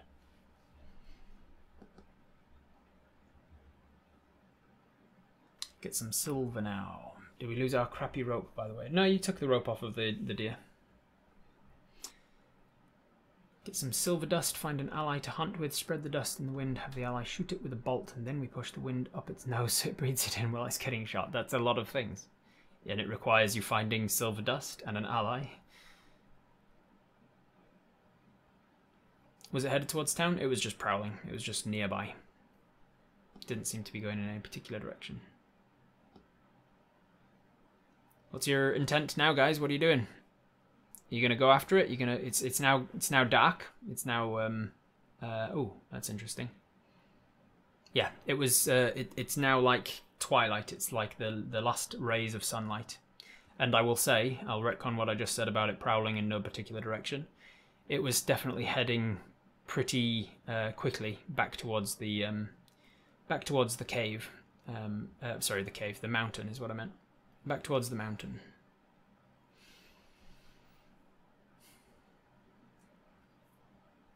Look into our fire or pensive for visions of the beast. You want to use some sort of divinatory magic. We've just done that, Kelso. That would be the same roll. It would be a roll, an investigate, and a witch. So that's the same 3 rolls. It's going to be encompassed by us trying to find information in a book or through witchy means. And it failed. So you are unable to ascertain through your witchy investigation, anything more information about this beast. Ask a knowledgeable villager if they know stuff on this Fae. I'm trying to think what that check would be that isn't something you've already rolled. Essentially, when you were choosing an ally that you have in town, you didn't choose a hunter, you didn't choose the last survivor of the attack, you didn't choose the alienist, or the priest. So I don't think, like, you chose a midwife, and there's no reason that the midwife would know any more about this creature than you do. What sort of witch are we? Whatever you want. You could ask forest animals. Yeah, you could start asking forest animals around it. What would this be? Charm, maybe? A charm effect from the forest animals? Craft a clay model of the beast for studying it. Ooh, that could be a good idea. Crafting a clay model of the beast to study it. You know what? Why not? Let's see how you go with this. This isn't going to teach you anything about its weaknesses, but it will give you an asset that you can then use for later. So crafting you are good at crafting. How difficult is this? You've only seen it once. It was charmed you, so it's going to be challenging. The DC is 9. So we've got a D10 for trying something. You've got a craft skill, and there's nothing in your backstory or anything that you would. No, so just that. You got to beat a 9, and you got a 10. So you do succeed in crafting a little clay doll of the beast. It's a horse insectoid lion with a stinger tail and the ability to charm, and it's like got this purpley look about it. It's definitely a fey creature. You have that as an item now. Let me actually add it to your. You only just beat the DC by 1, so I'm going to make it just a 1. It's just a 1 quality because you only just beat the DC of it, but you have 1 in your inventory in case you need it for anything particular. You can now ask around the beasts of the forest if they know anything about it, or do we know if the monster's afraid of the dark? I just finished class, so I haven't been listening to everything. You don't know that, or whether that's true or not true, Asasha. I think we got to head for bed. I think we got to head for bed for the night. In the morning we go to town, tell them what we know, and organise a hunting party with the villagers. They may not trust us, but I think sensible heads should prevail. Are we going to go to bed? Are we going to leave it for the night and try again tomorrow? Use our heal skill to craft a silver tincture to use on our bolts. I don't know why healing would help with crafting silver tinctures. Ask animals if it's seen in daylight or near running water. Let the village know. No waste time on sleeping if we've still got time. I say talk to the guy who found the blood. Alright. So a bunch of people saying let the village know and talk to the guy. So we go into town, we get on our broomstick, out of the window, and we fly off, we hover off, down towards the town proper. We start with our finding our sister Lily, and from her we start to expand out and get some people's attention, and we tell them what we know of the thing so far. It is a monster. It looks like this. It is eating beasts, deer and things. It's definitely got a ravenous appetite. As you're talking, I'm gonna set a DC for your watch skill, i.e. perception check. So the DC for this is going to be relatively easy, 5. Alright, you have no watch skill, so it's going to just be a straight 10. You need to beat a 5. You got a 10. You got a 10 on the DC of 5, so you succeed. As you're talking, as you're describing what's happening with this this monster and what you've learned about it so far, it seems to be it should be weak against silver, and it's pretty ravenous for food. It will be easy to bait. There's movement catches your eye in the corner of your eyes, and you see spirits, ghosts, and spectres starting to move into the town. They're approaching you from all sides, and they're about to attack. What do? Warn everyone, scream. I see dead people! You scream. I see dead people! You start shouting and screaming. Cast a ward. Good idea. I scream. Alright, so you are a witch, and you're going to try and cast a magical spell to ward this. The scream is a very good idea. Cast something like protection from good and evil. Alright, so this is going to be... Let's double check the skills. Charm, craft, deceive, endure, heal, investigate, shoot, strike, threaten, track, and watch. None of those are like casting-like abilities. Endure. You're going to endure the onslaught of these things. Maybe I'll make it an endure check. This is a dangerous check, which means that you have... There was something about that in the rules somewhere. This is a... what was the thing about the frightened and injury? Oh, injured and stressed. Yes, so this is definitely a stressful situation. So you will gain a point of stress after this. This is your first point of stress, so you are fine for now. So this is going to be a D10 for attempting to cast a spell, and a D10 from being a witch, and that's going to be just 2D10 against what I'm rolling, which is going to be... there's a lot of these spectres and spirits, and there's a lot of people in the town, so this is going to be a very difficult roll. 3D10 for the DC. 3D10 for the DC, and that was a 10, a 2, and a 1. So thankfully a 2 and a 1 will bring that down to a 13. 13 DC, you've got 2D10 to beat 13 in order to succeed on your attack. Is there anything you have? Meat, sedatives, rope, crossbow, broomstick, and clay doll. You don't have anything to add to this, so it's just 2D10 straight. You gotta beat 13, you got an 8 and a 4, which is a 12.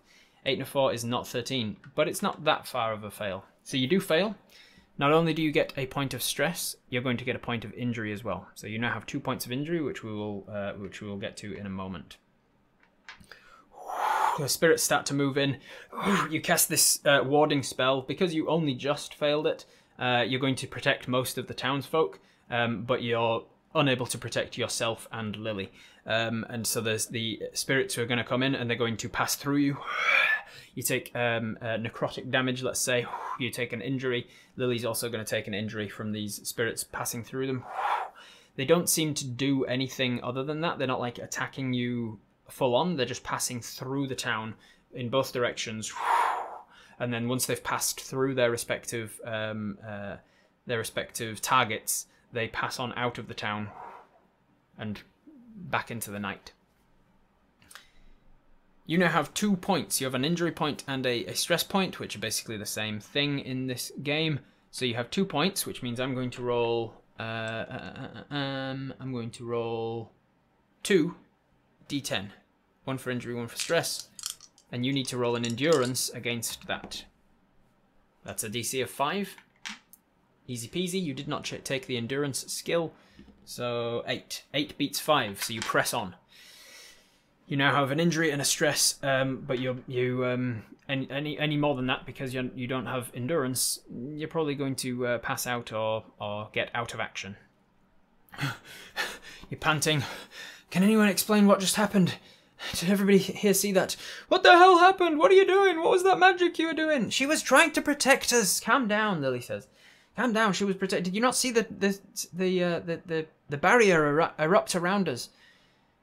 Heal skill. You do have the heal skill. Let's see if you can get one of those stress points or injury points down, shall we? So with your magic and your heal, that's going to be 3d10 that you're rolling. 1 for doing a thing, 1 for healing, and 1 for being a witch. You're going to use some magic to try and heal yourself and Lily and any other townsfolk that were hurt by the spectres. This is going to be, because it's necrotic damage, because it's specifically like not physical damage, it's something that's going on in the inside. It's going to be 3d10 in challenging. That is going to be, for you, that's pretty good. That's a 9. 9 on 3d10. And then you're rolling 3d10 against that.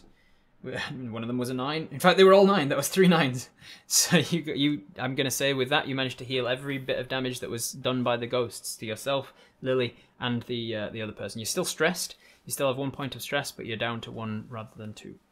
Did anyone else see the ghosts or only our spell? Everybody saw the ghosts. As you're talking, the ghosts were definitely seen by the people of the village. I don't know what that was. It was definitely ghosts. Everybody starts to feel a little better as you finish your witchy spells to heal them. Everybody should feel a little calmer now. We need to be careful. Obviously, there are spectres in the forest as well. I'm not sure if they're related to the beast or not. But maybe it can cast spells. Maybe it can manipulate the dead. Somebody stumbled and whacked their head on a building trying to escape our ward because they don't trust us and we easily heal their head wound. Yeah. Just trust me.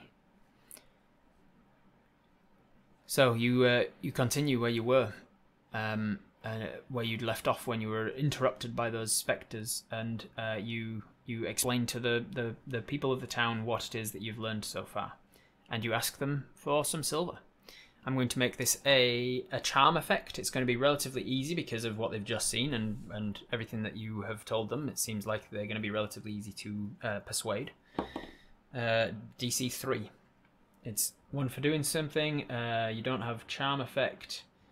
I'm going to use the clay doll. I'm going to add the 1 from the clay doll on there because you're describing what it is. So you've got a D10 plus 1, and you have to beat a 3. You got a 5. 5 plus 1, 6 beats 3. You succeed in persuading the villagers to bring you their silver. You only beat it by 3, so I'm not going to say that they bring you... In fact, that makes sense as to just how much stuff you have. I'm going to say you have some raw silver. I'm going to say you've got silverware, and it's going to be of quality 2. You have silverware of quality 2. You can try and melt that down. beating the DC by 3 wasn't enough to persuade them to bring you all of their expensive jewelry and stuff, but people are finding like silver spoons and things to bring you instead.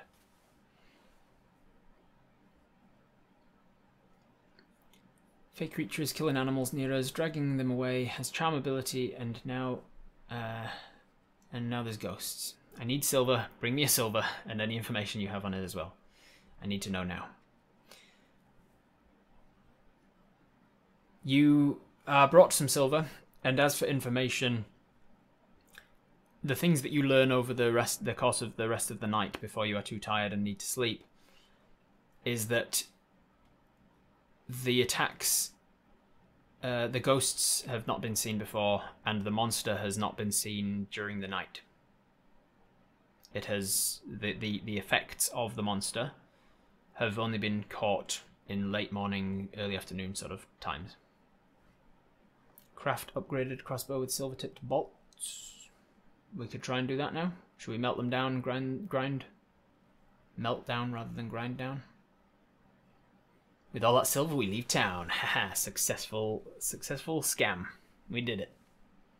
Still think diplomacy with the beast not out of the question. We should try and communicate or craft a potion of comprehension for it. We could try that.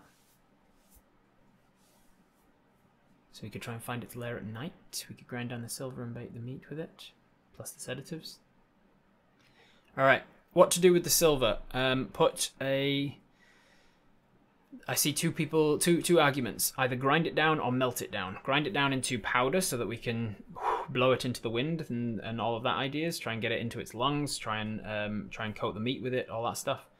Or melt it down and tip our arrows with it. Tip some crossbow bolts with it. So put a thumbs up for grind it and put a thumbs down for melt it. You do not have enough to do both. Melt it is. Very clear, not unanimous, but very clear majority. We're going to melt this silver down. So we're going to go home and we're going to do a craft check to see if we can melt this thing down. You do not have the background of blacksmith, so you do not get to use your bonus for that. So your witch background won't help you here, but your craft skill will. So you're going to be rolling 2d10, and you're going to be plussing 2 from the silverware. You don't have a forge, but you will have some sort of alchemy things because you're a witch, so challenging. I'm going to put it at challenging to melt it down so that it's usable. Alright, here we go. That is a DC of 12. 12 is the DC. You are rolling 2d10 plus 2 from silverware. Let's see if you're successful in melting down this stuff. That is a 9 and a 5, which is 14, plus 2 is 16. 16 beats 12. You are successful in melting down the silverware. I'm going to get rid of silverware and put silver. With that same craft check, I will say that you dip your silver in, dip your bolts in arrows. Silver bolts. You have silver bolts. It was only a 2 silverware. I'm going to remain it as a 2 for the silver bolts. Melt is better because I'd like to attack it from range to stay away from the stinger and the charm if possible. Yeah, so you've got silvered bolts now. You've got lock and load. What do you want to do now? It is nighttime. You have a point of stress. I'm going to roll. Let's see. Injury, stress. I'm gonna roll an endurance check against the injury. You've currently got a stress but no injuries, and the stress DC is a 6. From the stress of working into the night, melting down silver, the chances of you like burning yourself on the forge and things, there is a chance of that. So you are rolling endurance. You don't have endure as a skill, so it's just straight roll against 6, and you fail. You fail. If you fail an endurance check against injury or stress, you are out of action. So what that means is you succeed on getting your silver bolt, but that is all you're going to achieve for the rest of the day. You are too tired, you're too stressed, you've burnt your fingers on the forge, melting this silver down. By the time you're finished, you're sweaty and hot, and you collapse back into bed and you're out for the day. The next morning, a little twittery bird lands on your window ledge and wakes you up, and you realise that the rays of sun are already coming in. You've slept right through into the morning. You are so exhausted. You do not have your injury or stress anymore. What do you want to do? Silver bolts, silver bolts, soon it will be time to fire. Silver bolts, silver bolts.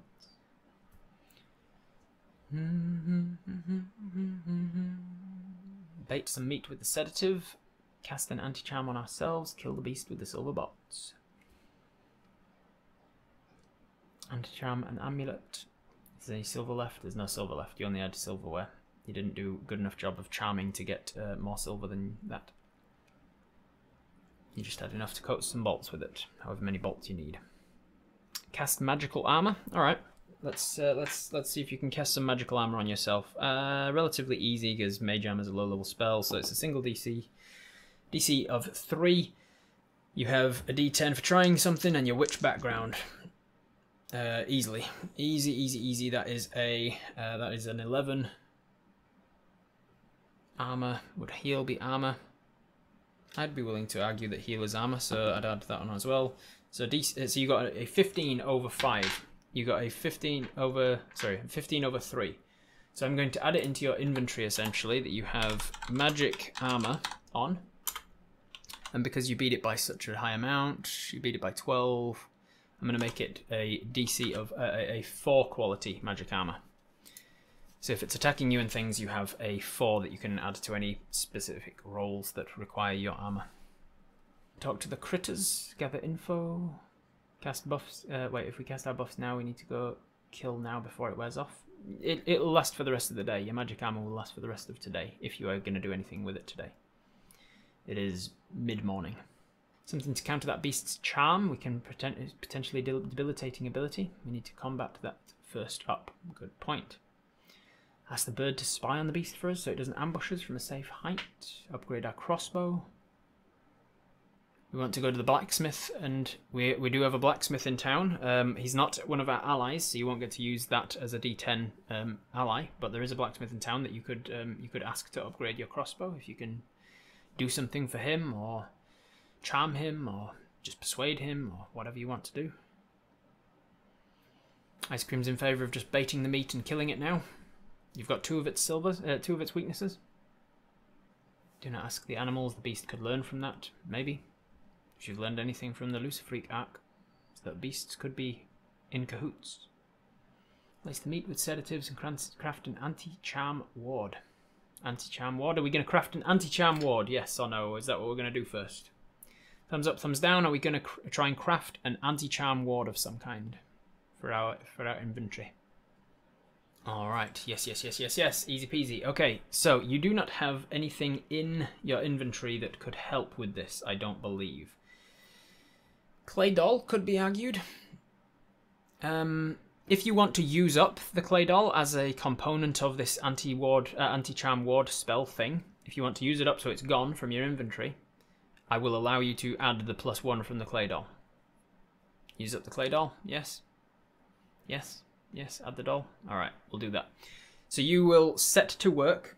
You will spend the rest of this morning using the clay doll that you made of this beast, turning it into a charm of some kind, an anti-charm effect that will give you immunity to being charmed by this fey creature. So it is going to be difficult to say the least. Is it going to be double difficult? I think it is going to be double difficult. It's going to be very difficult to create this anti-charm ward. Oh, and that was 2 10s and a 5, so the DC is 25. The DC is 25. You are attempting a thing, you are crafting a thing, and you're using witch magic. So you're using 3d10, and then you're using your clay doll, which is a +1 as well. So you've got 3d10 +1, and you have to beat a 25.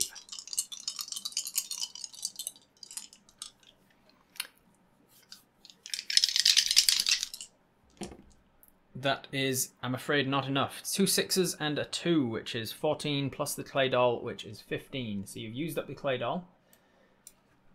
15 is severely under 25. So you break it. You break the clay doll apart. You spend the entire morning trying to find how to counter its charm, and just doesn't work. You weren't attempting to find a weakness with that, so the beast won't learn one of your weaknesses through that failure. But you do get a point of stress for failing. So you have 1 point of stress for failing to make an anti-charm amulet. You've also spent the entire morning. What do you want to do now? It is now about noonish. Go to the blacksmith and upgrade the crossbow. Put a thumbs up or a thumbs down for that idea. Going to the blacksmith to try and upgrade our crossbow. You don't have anything to offer the blacksmith. You don't have money per se. You could try and do some kind of craft a potion for him on his behalf, or you could try and just persuade him with your charming ability. Oh yes, the stress endurance thing. No, it's fine. It's fine. Alright, the yeses definitely have it. You are going to go into town. You get on your broomstick and you fly into town. You get a few squeals of as you're flying above them in the town. And you're like, fuck, every morning. Why do they not trust me? I've not done anything to be distrusted by them. You fly down to the blacksmith and ask him, hey, I need a better weapon. I'm going to fight this beast monster thing. Can you do something with this? Cackle loudly while flying.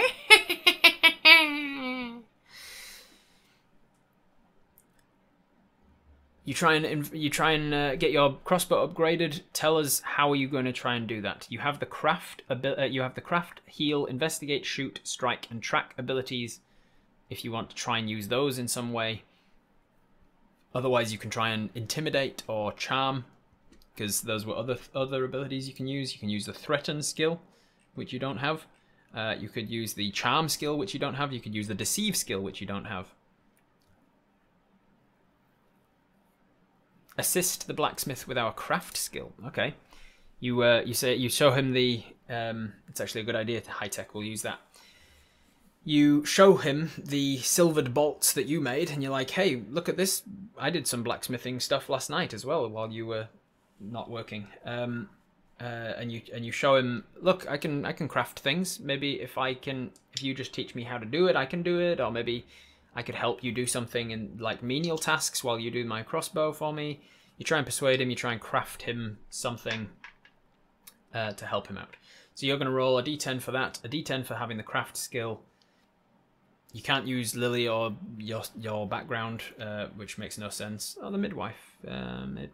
Somebody, was it Sparrow? Somebody said something about crafting a doll for his daughter. So maybe you could use... Nah, it doesn't really... It feels like a real stretch to try and shoehorn Lily into there somehow. So it's just going to be a 2d10 for you. The blacksmith does want this monster dead, and you are offering to help him with his work, so it's going to be just a single d10 DC. Here we go. 6. The DC is 6. You have 2 d10. You should be able to beat a 6, hopefully. Let's find out. That is a 10 and a 7. 17. 17, you smash it. So that 17 beats 6 by 11.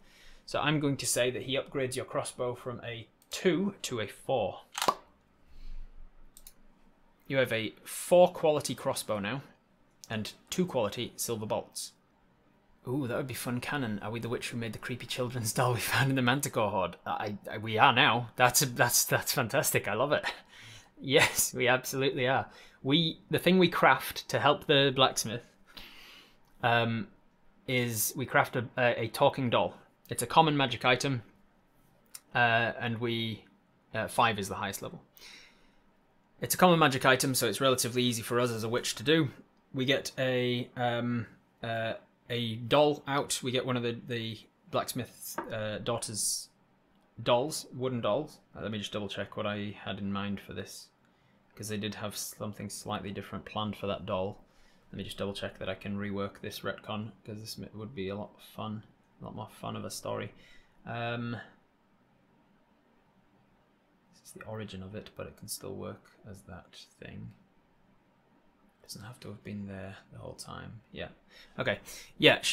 We take the wooden doll, and we while the blacksmith is upgrading our crossbow for an hour or two, we are upgrading this doll with charms and effect, so that when we pick it up, it says, "Mommy, Play with me. I'm hungry. Can I have a hug? Mummy, play with me. Can I have a hug? Mummy, Mummy. And then we hand it to the daughter, and the daughter loves it. Yay! And he gives it a hug, and she loves it, and she toddles away, and the blacksmith is thankful to you, grateful to you, and upgrades your crossbow. Inspiration for Redile. Inspiration isn't a thing in this game, I'm afraid. You wonder why the village doesn't trust us, because we're creepy, making creepy dolls. Yeah, flying around everywhere. Yeah.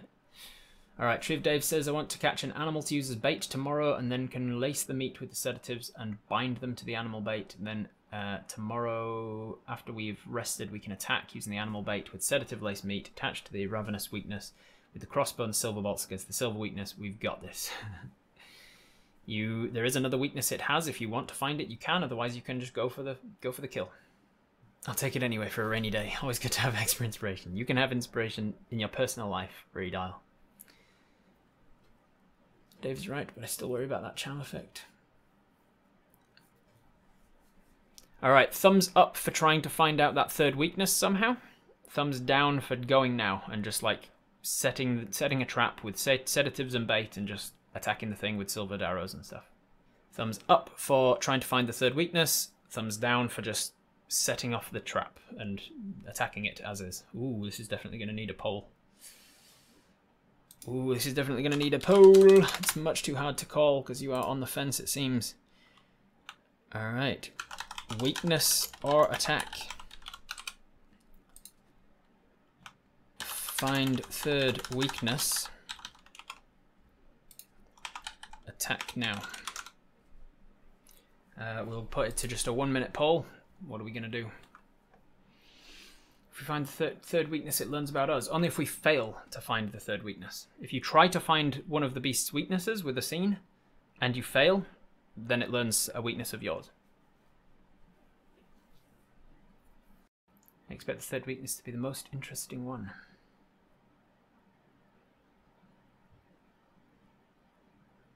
Attack now is tomorrow? Yeah, attack before finding the weakness is what I mean. You can still wait until tomorrow, get rid of your stress. Has a weakness for chocolate. So we know that it's we are a mistrusted witch who can craft, heal, investigate, shoot, strike, and track. We have an NPC ally and an unknown third triplet. Either we learn all of its weaknesses, or it's an epic kill. And it's an epic kill, or it ties with us and it'll be an epic fight. Yeah, either it's an epic kill or an epic fight. Win-win. Alright, very close call, but with 55% of the vote. It really does come down to a couple of votes, everybody. So if you're ever watching, or if you're ever watching Twitch Tales and you want to participate in Twitch Tales, make sure to actually get in and vote, because you can sway the direction that the story goes. With 55% of the vote, we decide we don't want to go up against this thing without knowing all of its weaknesses. So you decide you're going to try and investigate for its weaknesses. What are you going to do to try and find that? So you could use the track skill, and if you succeed in tracking as like an overarching thing for the scene, then you can learn one of its weaknesses that way. By tracking where its lair is or something. What's your intention? Track to its lair. Didn't eat in front of us. Let's do the hunt something, trap something, wait for it to come get it thing, and this time follow it to learn more. Track its lair, track its lair. Track it. Alright, we're going to use tracking as the method by which we are going to try and learn this thing's weakness. As before, I'm going to roll at the top of this scene just to see if we are successful in it, and then that'll help me dictate what happens in the scene. So tracking it to learn its weakness. Yeah, that would work. Tracking would definitely lead to you learning about this weakness. Yeah. Alright, so the difficulty of learning its weakness through tracking is going to be, relatively easy to track, is it? But it has magic. I'm going to put it at a 2d10. 2d10 difficulty to learn its weakness through tracking. Oh dear. It was only 2d10, but I rolled a 10 and an 8. So it's a DC 18. DC 18 to do it. You've got a D10 for trying a thing.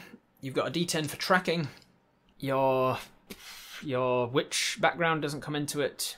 Your NPC midwife ally doesn't come into it.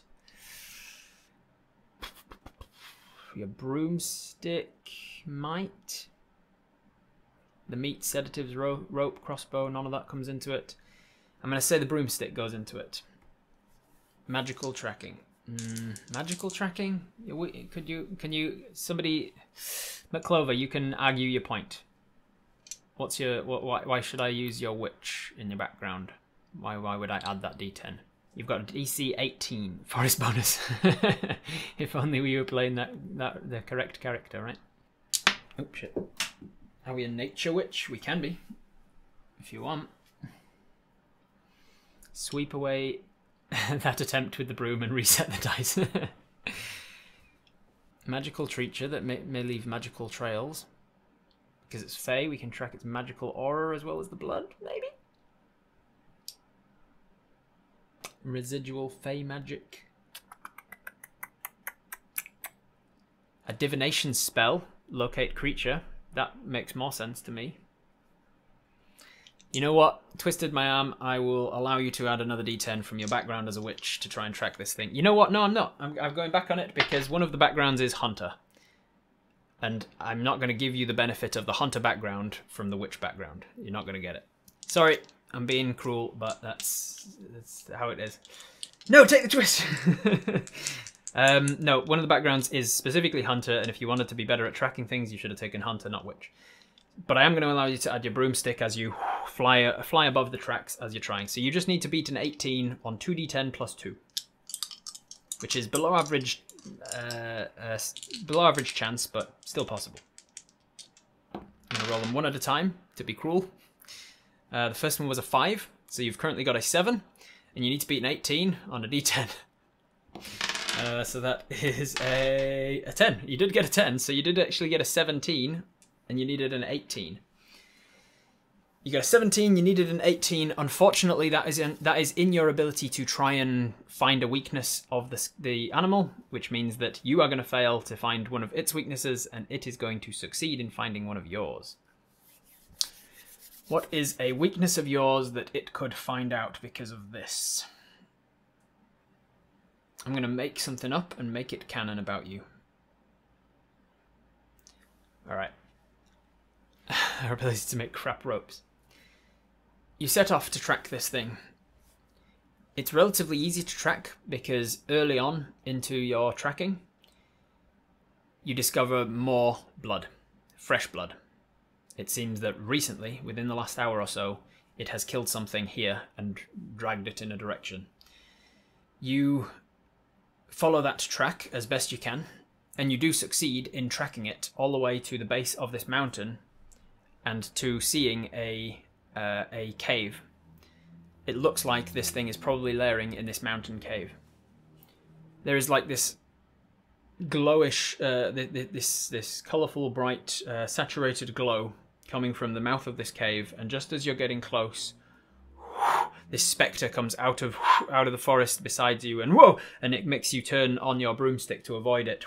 And you turn and you see this other spectre coming and passing by. You pull your crossbow back and fire off a silvered bolt at one of these spectres, and it misses. The spectres come in from all sides trying to attack, trying to get to you, and you're firing off your crossbow at your silver bolts. Don't worry, you've got as many of them as you need. You're firing off silver bolts at these things, and what this creature and its minions, the spectres, learn about you is that you are bad at hitting moving targets. So your weakness so far is that you're quite reliant on magic, and you are bad at hitting moving targets. Bad at hitting moving targets. So you have failed in that check, which means that you have got a point of stress from this morning. You have got a point of stress from this one for sure. Injury or stress, same diff. So I'm going to now roll an endurance check to see whether you succeed at escaping with your life, essentially. Yeah, Stormtrooper Witch, yes. Alright, so the DC for your endurance check is a 13. 13. You are rolling endurance. You have a D10. You don't have the endurance skill. So you have to beat a 13 with a d10. You got a 1. A 1 means you fail against your stress check, your injury and stress check, and you are out of action. It specifically says in the rule, if you are out of action and you need to be rescued. If you fail to be rescued, then you're at the mercy of the beast. So you're out of action. Rescued in a team game usually means that your team can grab you and drag you away. I've specifically only made you one person, so we lost, end of game. See you later, everybody. Merry Christmas. I'm going to bend the rules and allow you to rescue yourself in this situation, but we're going to make it a roll essentially. You're on a broomstick. The monster itself, the beast itself, is not here attacking you. Its minions are. The minions that I rolled at the start of the game is spectres and spirits, so that's what it's got working for it. So the spectres and spirits are attacking you. You're on your broomstick. You're out of action. You can't stick around and learn anything about this beast and learn about its. I bet you're feeling good about refusing that third dice now.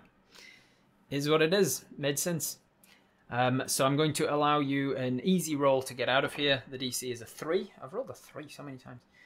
And you have your... it's going to be an escape attempt, essentially. So it's just going to be a straight D10 roll, but you've got your broomstick added to it. Which is a 3 again, so 5. 5 beats 3, so you manage to rescue yourself.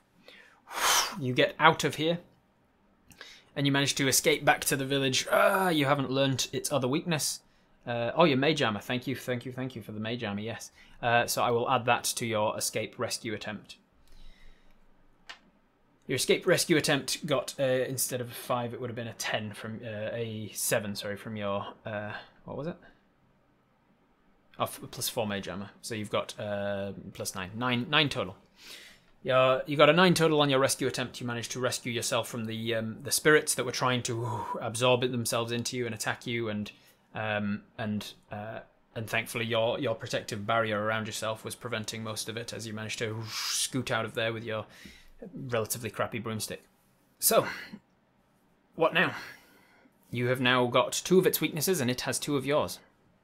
You are out of action, which means you're not going to be able to do anything more progressing the story as it were today. You're going to need to rest to get rid of your 2 injuries, or your 2 stresses. It would have been far better if we did that first. Not if you'd have succeeded on the weakness check. If you'd have succeeded on the weakness check, you'd have been in a much better position, wouldn't you? Alright, so you go to rest, you go home, you collapse on your bed.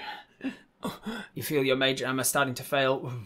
And then as it fails, suddenly all of this pain is let in of the psychic and necrotic injuries from the spectres that did attack you. You try and heal yourself and you rest up. I'm not going to make you roll for that. You've got the heal check and you're at home resting. The night passes. It's relatively restless for you until eventually you manage to heal yourself enough with your magic that you can get a night's sleep. And in the morning you wake up before dawn because you went to sleep so early this time. You wake up before it's light. Before it's light out. What are we doing in this next morning? It is before dawn. Do you want to set out a trap and just kill it, or do you want to try and go for a weakness again? I'm going to put it to a poll. It was close before, so I have a feeling I know which way it's going to go now. What now? Attack or weakness? Try and learn its weakness, try and attack. We give it a ticket to a cruise line, it gets violently ill over eating seafood, and we win. Yep. Does that happen to you, ready to nap? Sounds oddly specific. If we try and find its third weakness and fail, I can tell you our third. Obviously the mistrust that everyone has for us. Its charm ability could easily use that against us. Yeah, that's a very good point, Sparrow. The library's open. We could try again to relearn about things in the library. Alright. I was mistaken. We're actually more solidly in the weakness camp. We're like, let's lean into it. Even if it learns 7 of our weaknesses, we are going to learn this last weakness, goddammit. With 58% of the vote, I was going to say Apis, Agatha decides to try and learn this beast's weakness. We are now about a week away from no, in fact, we're like because it's the end of this week. We're 2 days away from All Joys Day, which is essentially Christmas or the day of Yule or whatever. So we're 2 days away from All Joys Day. It would be very joyful for this village if you could kill this mindless beast before the day of fun for everybody. So how are we going to learn about its weakness? The library is open. You can go and read about the beast. See if you can learn its weakness that way. I will allow that. You could try and craft something that would learn about it, like craft a trap, so that you could trap it and learn about it that way. You could, I don't know. You guys come up with the idea. It's your character. What are you doing? This stubbornness may be one of our weaknesses. Yeah, we will learn that weakness or die trying. Explore that cave. What's your favourite weakness? Yeah. A library, because it'll be an easier check. Check the internet. It's pregnant, and that's why it's hungry. Our sister Lily will be the midwife. Everyone wins except the ghosts. Mary Cinterbrin.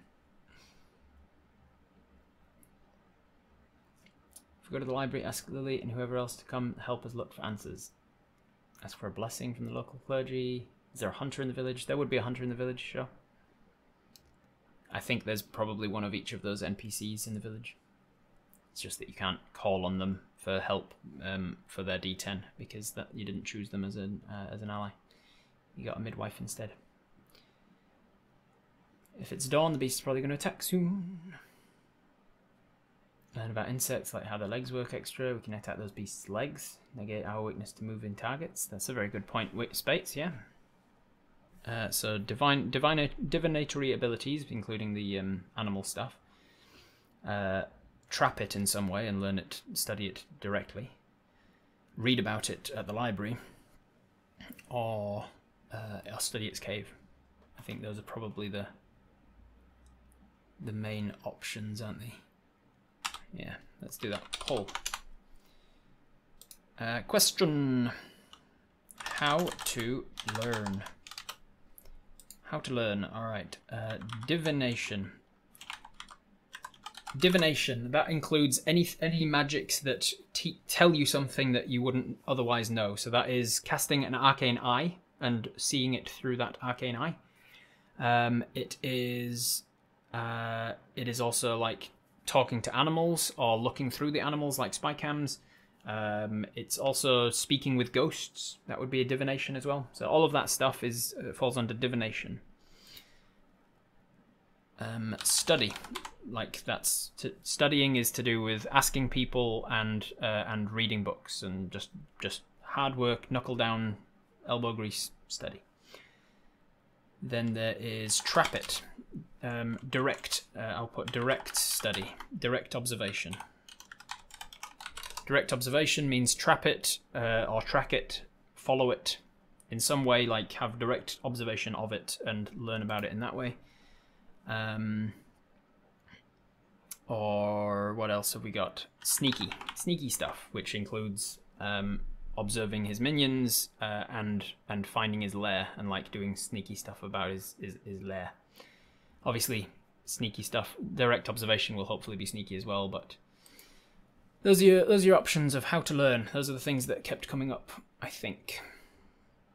Sneak up to where it is and start whispering like David. Here we see a fey lion creature.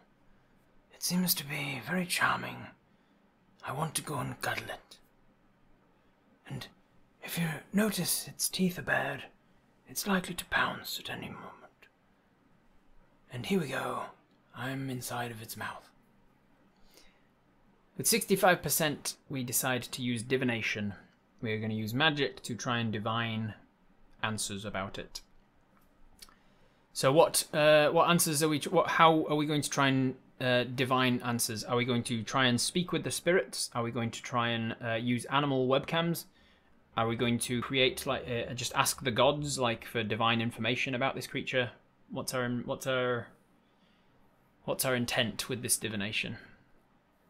We're going to be using our witch background for sure, because divination. Speak with the spirits. We're a witch, damn it. The ghosts are aligned with it. Then they might know more. They might not willingly be aligned with it. Animal webcams. Ask the gods. Bone dice. Crystal beetle. Tea leaves. Crystal ball, rather. Send out the familiars as spies. All right. I think either way, thinking about it, it's going to be the same roll. It's going to be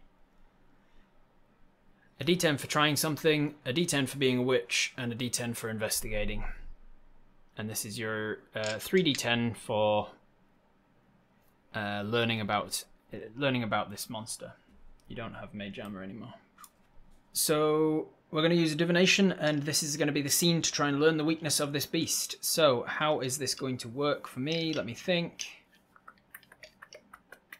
Okay, that's going to help with... Okay, yeah. And then how difficult is that going to be? What challenge rating? It's going to be a D10 plus difficult. It's definitely a difficult challenge.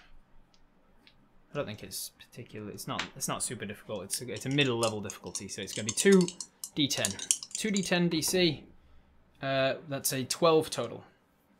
7 and a 5, and then your attempt has to beat a 12 with 3d10, which is 2 6s and a 5.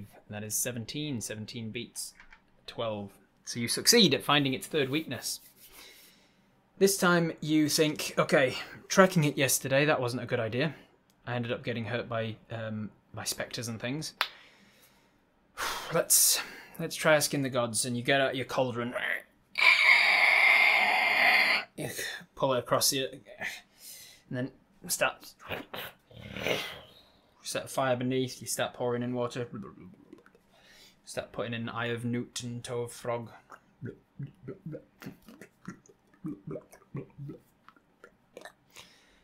Start doing your.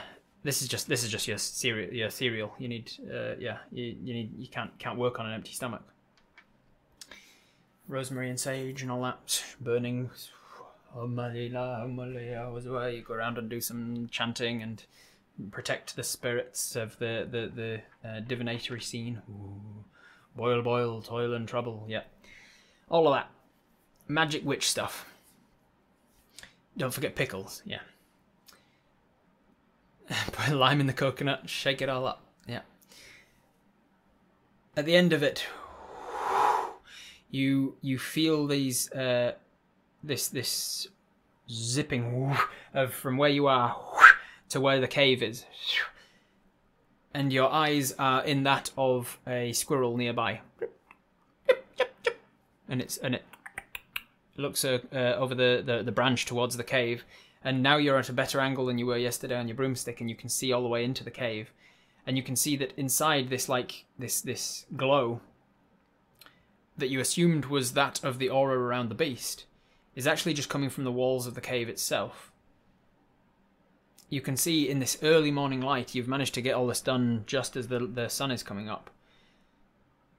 You can see that the cave is well illuminated and lit up by these like will-o-wisps, these spirits that can glow like lanterns, often called hinky-punks as well. Hinky-punks are will-o-wisps, things that can often like guide somebody off track and like into marshes and swamps and stuff, mislead you. They're undead creatures usually that light up a cave.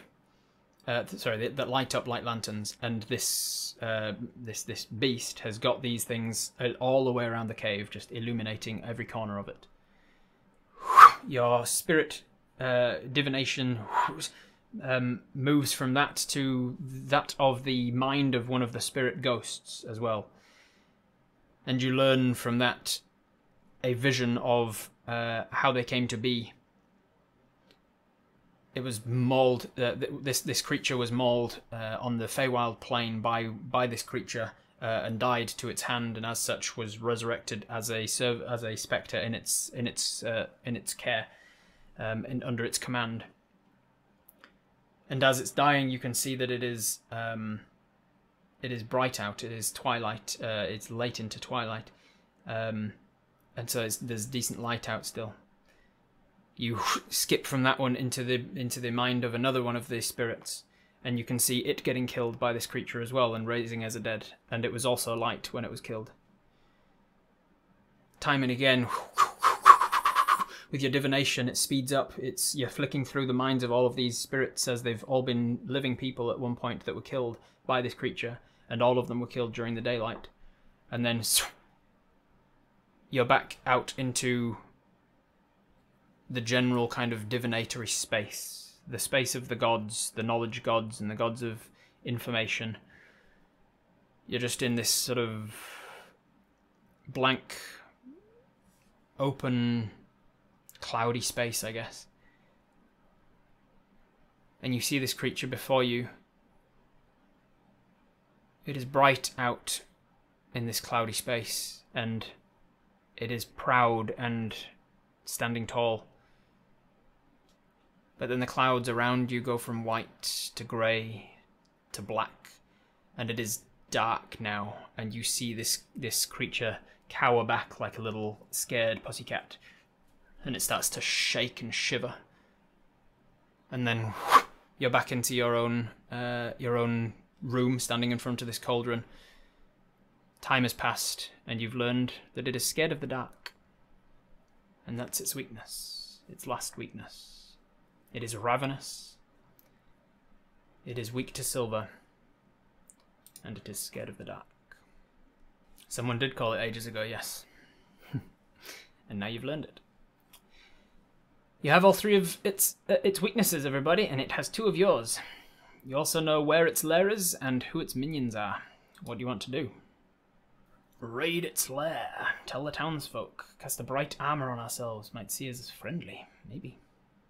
Go to the cave while it's hunting, get rid of the will-o-wisps, and then wait until dark. Try and get him out before sundown and kill it. Get him out of his cave before sundown, and then kill it in the dark. Don't think we can bait it out with the sedative meat at night time. Collapse the cave. Some good thoughts, some good ideas. Let's tell the town first. It's the easiest thing to do. We quickly, as soon as we've learned that, grab our broomstick and out of the house, and then we turn around and back into the house and put the fire out under the cauldron. Almost left the hob on. That would have been bad. And then you fly out to the town. You go tell the town, it's afraid of the dark. It's afraid of the dark. You start screaming over the town. It's afraid of the dark. I've learned information about it. It's about bloody time you learned information about it. And they start to draw your attention to the fact that the hunter of the town was sick of waiting for you to deal with it and went out to deal with it himself this morning. And he hasn't been seen. It is only just morning light at this point. Some time did pass while you were doing your divinatory stuff. So there is chance that he is still out there. But there's also a chance, now that it's light, that one of the townsfolk has died. Because of how long it's taking you to find its weaknesses and kill it. Are the wisps easily removed? They could be. They are spirits, so you deal with them in the same way that you deal with any spirit. If we do blindness instead of darkness, then we're still able to see it. That's a good point. You could also cast dark vision on yourself or something if you wanted. Can we cast darkness? We can, yeah. Like, not right now, because that wouldn't be use to anyone, but you can cast darkness. There's any spell that you want to, you can cast it theoretically. It's the same as every other roll. You roll for it. I decide what the DC is, and we roll it. Drink the spirits. Drop a huge thick blanket over the cave's entrance. Maybe it'll think it's perpetually night outside. Join the hunter, tell them about the weakness. Shoot silver bolts. It learns that we're an interpersonal action, yeah. Prepare darkness. Prepare darkness spell instead of the wispies, which would be easier. Elves have dark vision. True, you do have dark vision. You're an elf. Yep. 60 foot of dark vision. Could be better. Track the hunter. Run through the darkness type spells in our mind on the way. We're going after the hunter? Look, we tried our best. I'd hardly expect them to leave the entire thing to us anyway. It is what it is. The mechanics of this game is that I wanted some kind of time constraint, and the longer you take, the more of the towns start to go missing.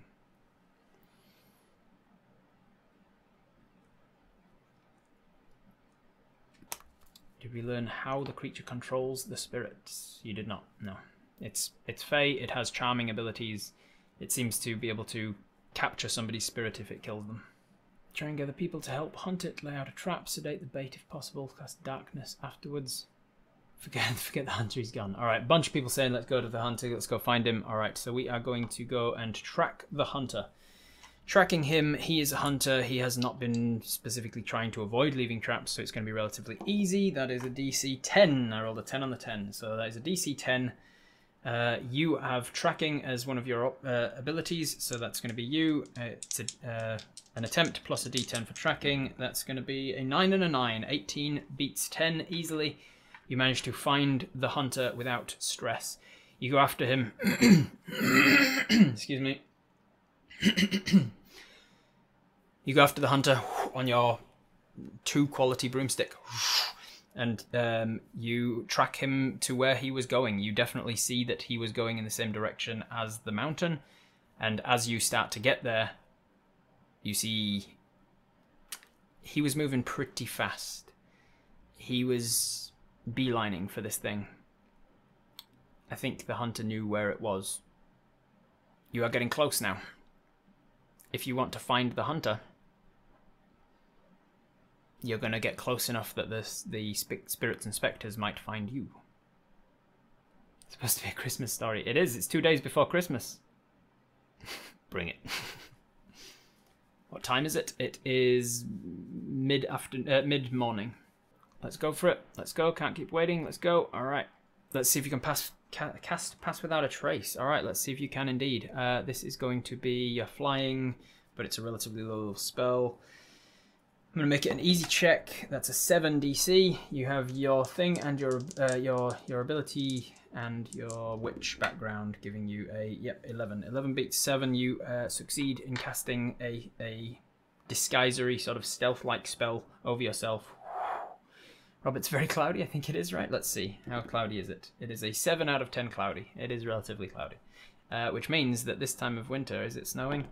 It is. It's a very light snow that's coming down. Very light snow coming down over you at the moment of the relatively cloudy sky.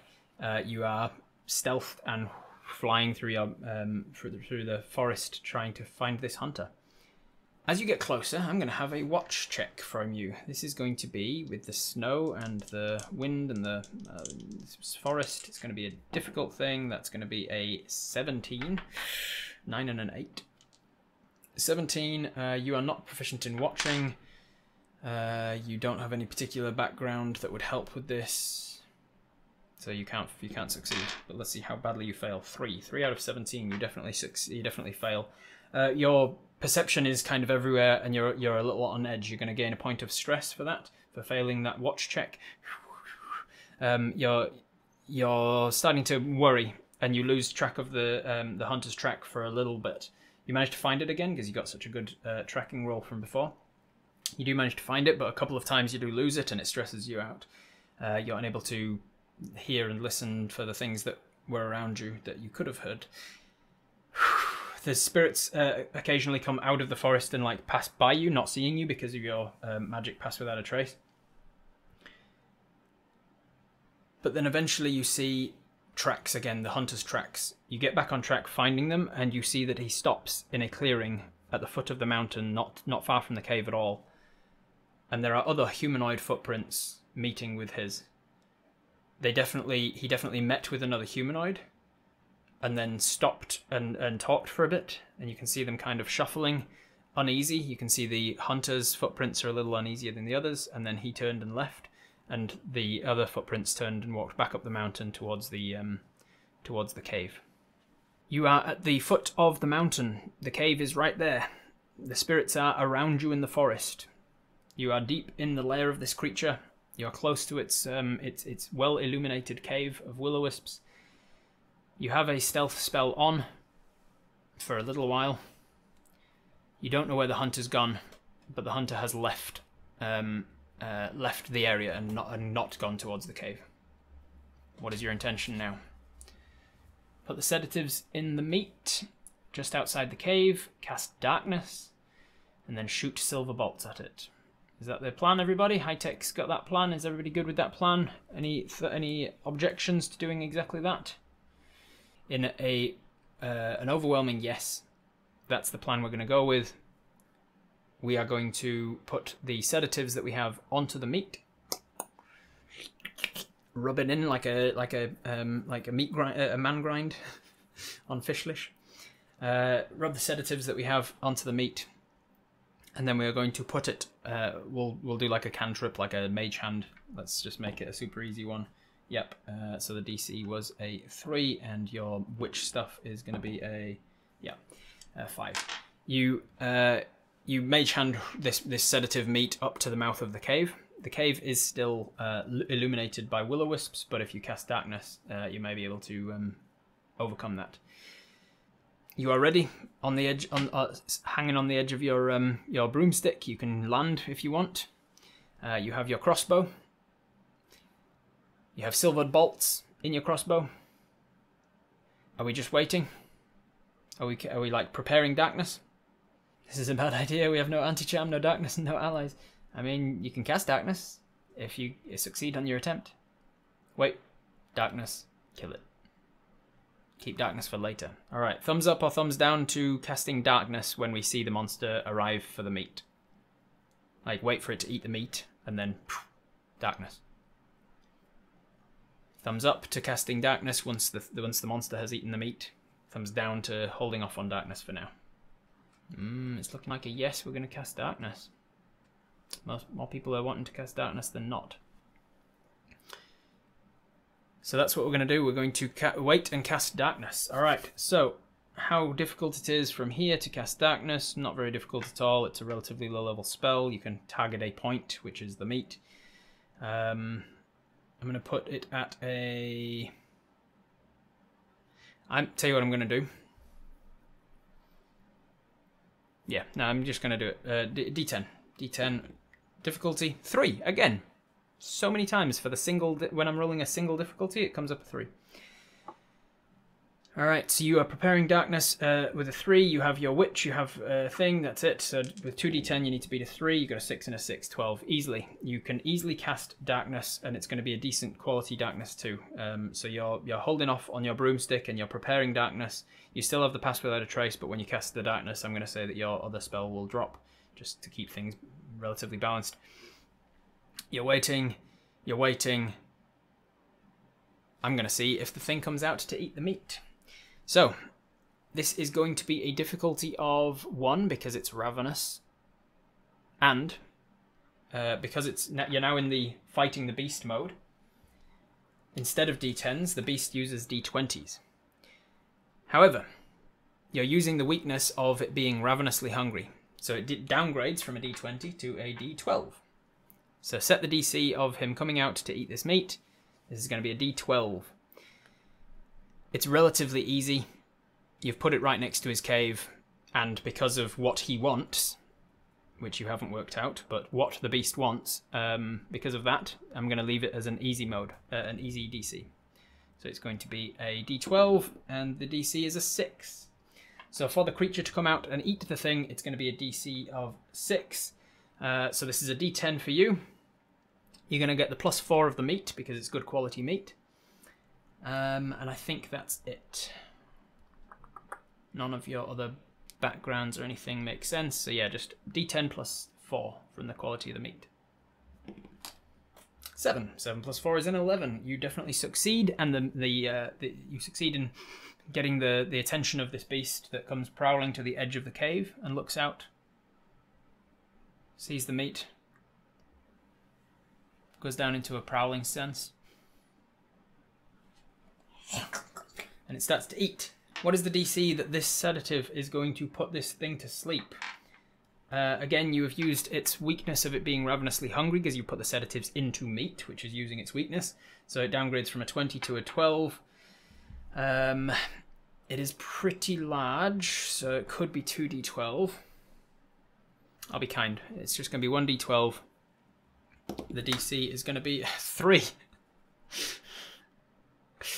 So many 3s.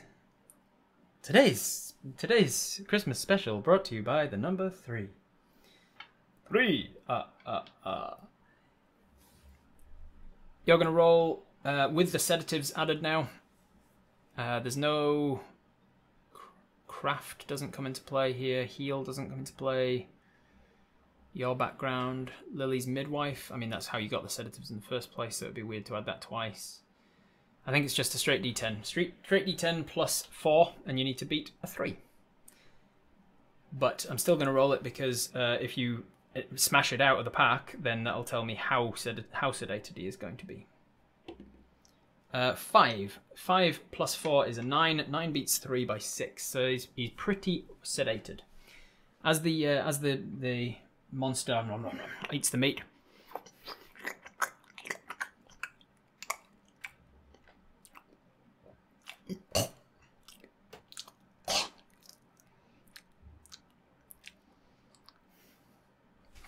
just immediately it is on the ground and unconscious for a few rounds probably. It is slowed and sedated, and it's going to be out of it for a little while. You'd held off on your darkness at this point. Out goes the darkness spell. It surrounds the beast, and you're going to attack. Okay, you cast the darkness spell. You are now attacking it. What is the DC of you being able to shoot it? It is not a moving target, so it doesn't get to use that weakness against you. You're not relying on the magic to keep it occupied because it's unconscious. So you aren't using either of your weaknesses, reliant on magic or bad at moving targets. So it does not get to downgrade your dice, but you are using. You're not using Ravenous, you are using Silver, so it gets to downgrade that, and then you've put it in Darkness so that if it wakes up from the first bolt, you're using that as well. So it downgrades from a D12 to a D20 to a D12, down from a D12 to a D10. So the chances of you hitting it, I'm going to say this is a 2D10 situation because you're attacking something in Darkness. You do have dark vision, but not from this range away from the thing. If you want to get close to this thing now, if you're flying up to it on your broomstick and getting close, then you can do so, and it will be slightly easier to hit it. But then you're putting yourself in melee range if it wakes up. So what's your thinking? You do have proficiency in shooting, which will come into it. Blind it magically. All right. I'm gonna try and blind it. We're trying to shoot it one way or another. Point blank it right between the eyes. Alright, thumbs up for people who want to go up the mountain towards it and get closer, making it easier to hit but putting yourself in a more dangerous position. Thumbs down if you want to stay down the mountain and shoot it from range. It's going to be a slightly harder shot, but you're safer. Thumbs up to go up towards it, thumbs down to stay down here. You do have strike, so you could strike it up close and personal, but then you're not getting your silvered bolt, so... this is a tough one to call. It's kind of down the middle. I might have to put this to a poll. 50-50. Exactly 50-50 down the middle. And people say that a single vote doesn't count. Alright, it comes down to a roll. Odds and evens. Odds, we're going to go up the mountain towards it. Evens, we're going to stay here. That is an odd. Odd, we're going to go up to the mountain towards it. So we cast the darkness. We saw it go unconscious just as we put darkness on it, and then we think, if I shoot it from here, I'm shooting into a big orb of darkness, and I'm trying to hit a prone creature from down a mountain. It's going to be a very difficult shot. So you take your broomstick and you fly, you hover, you're 5 foot off the ground, flying up towards it. You fly into your orb of darkness, which means that now you can see with your dark vision. When you were looking at it from outside, it just looked like a big black orb, but now that you're in the darkness, you can see with your dark vision to it.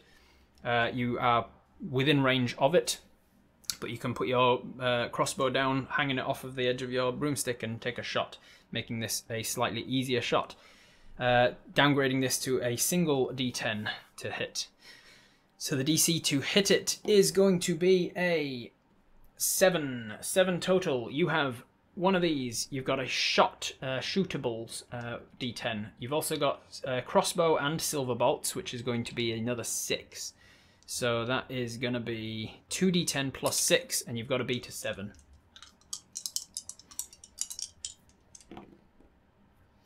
That was a, what did I say, 2d10 plus 6, right? So that is going to be an 18.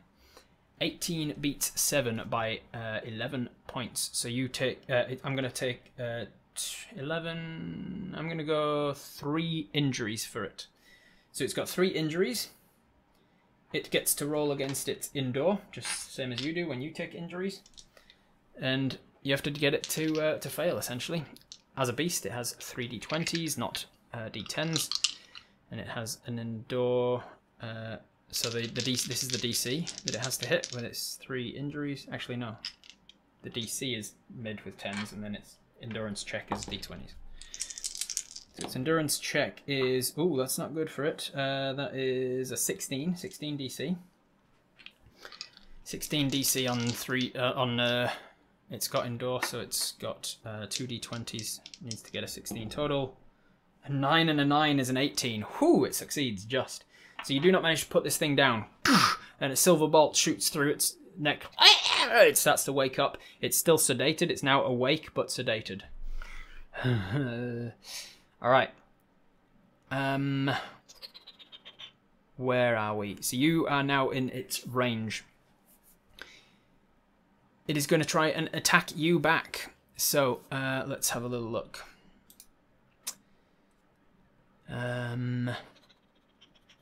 You're going to try and dodge out of the way of it or something. So, strike, endure its attacks.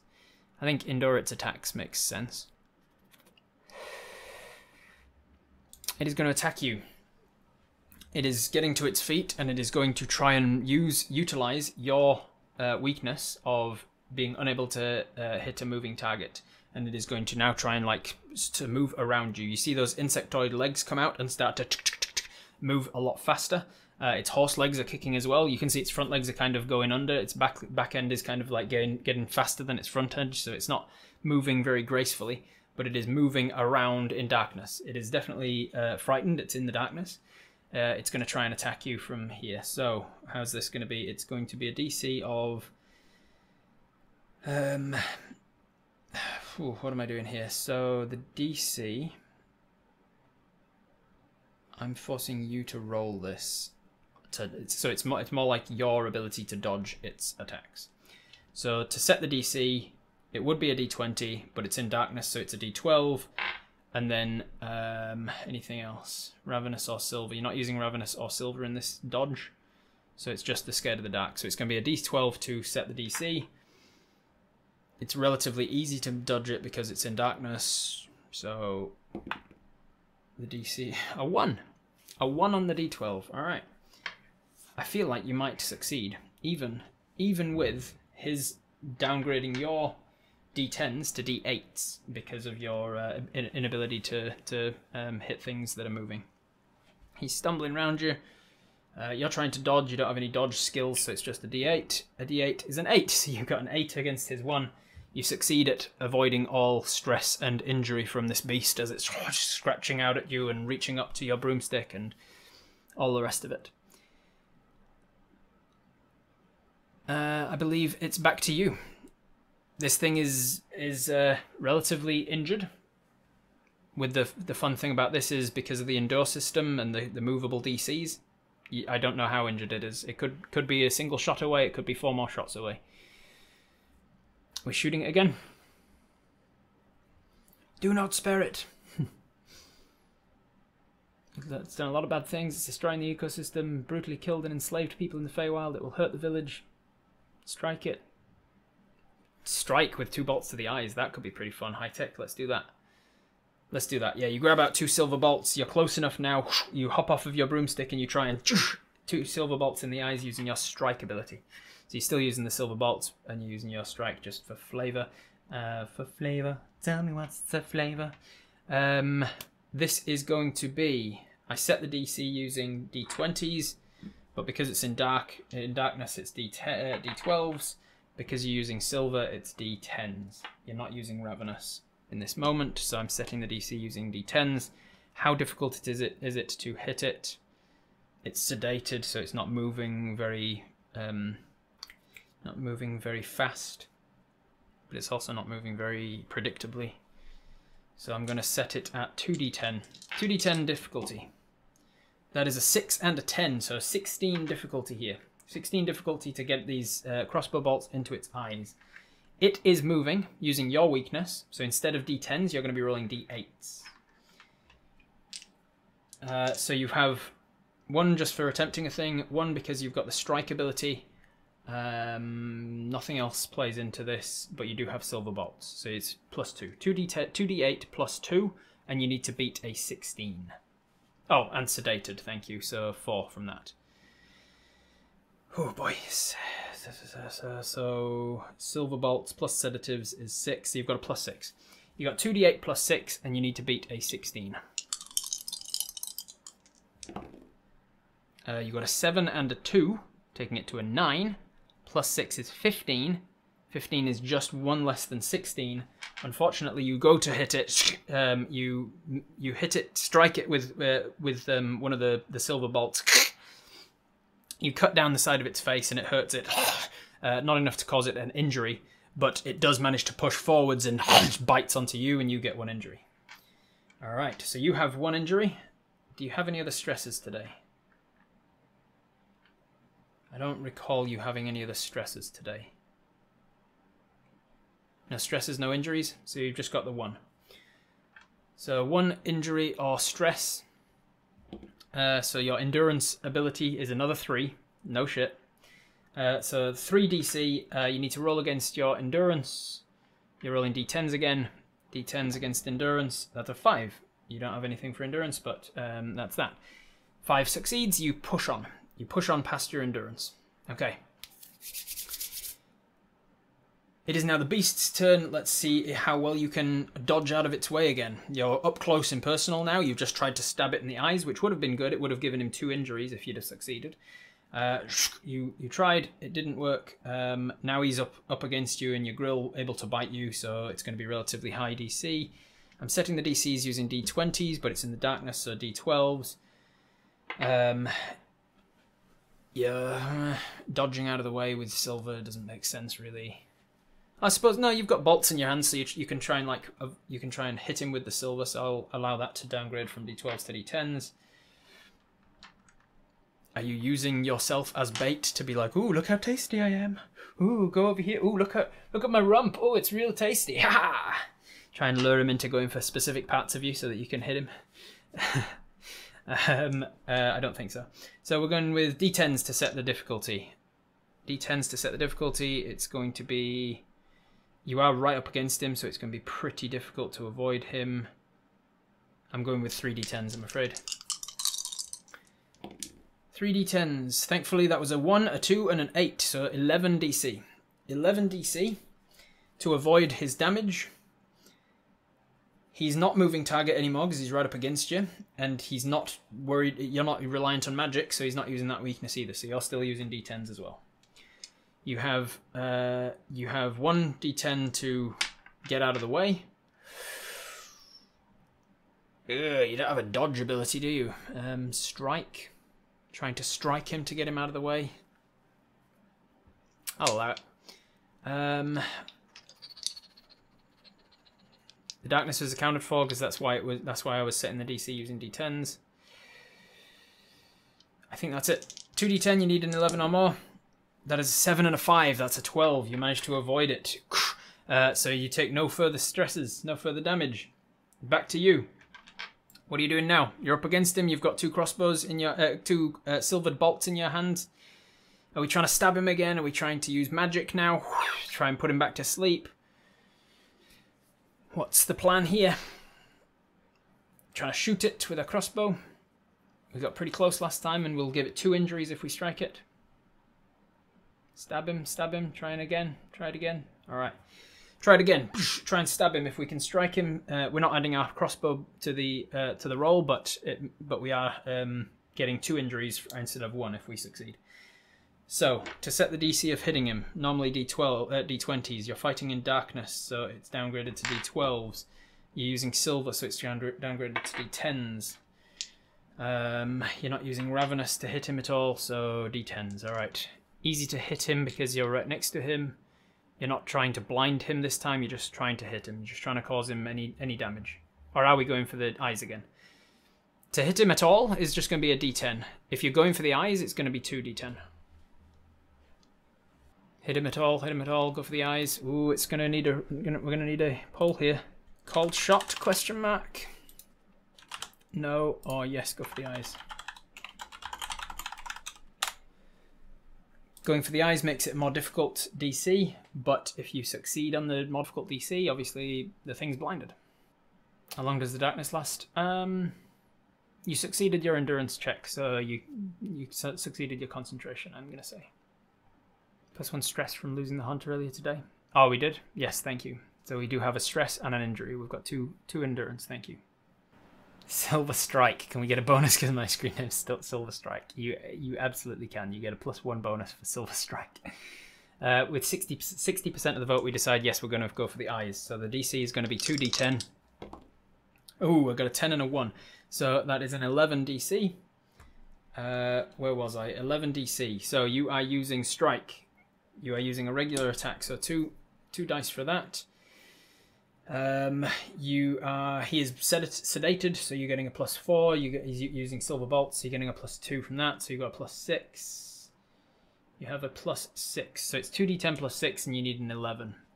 But you got Silver Strike in the chat, who is literally what we're doing, striking with silver. So we've got a +1 as well. So we've got +7, sorry.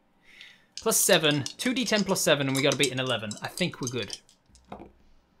2 4s, so that's an 8 +7 is 15. 15 beats 11. You manage to get both of those daggers, one after the other, into its eyes, causing it 2 more points of injury and blinding it. It now has 3 injuries +2. You got 15 over 11, right? 15 over 11. That's still just 1 injury, I'm going to say.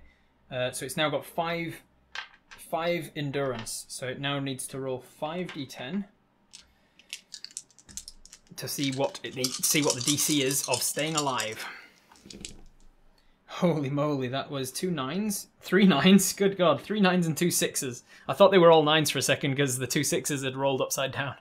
So that's 3 9s and 2 6s is 27 and 12, 39. 39 is the DC that it needs to beat to stay alive.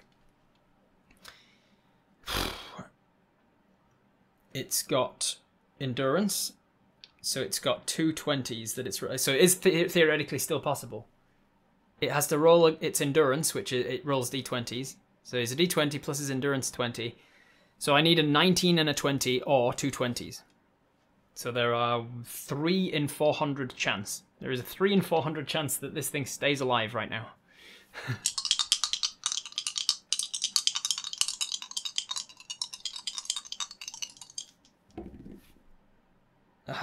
15 and a 5. Alright.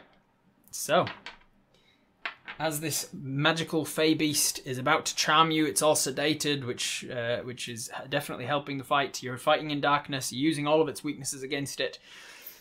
The arrows go into its eyes, and you suddenly feel all of the spirits just fade away, as if their connection to it has been severed. And you see this thing thrashing.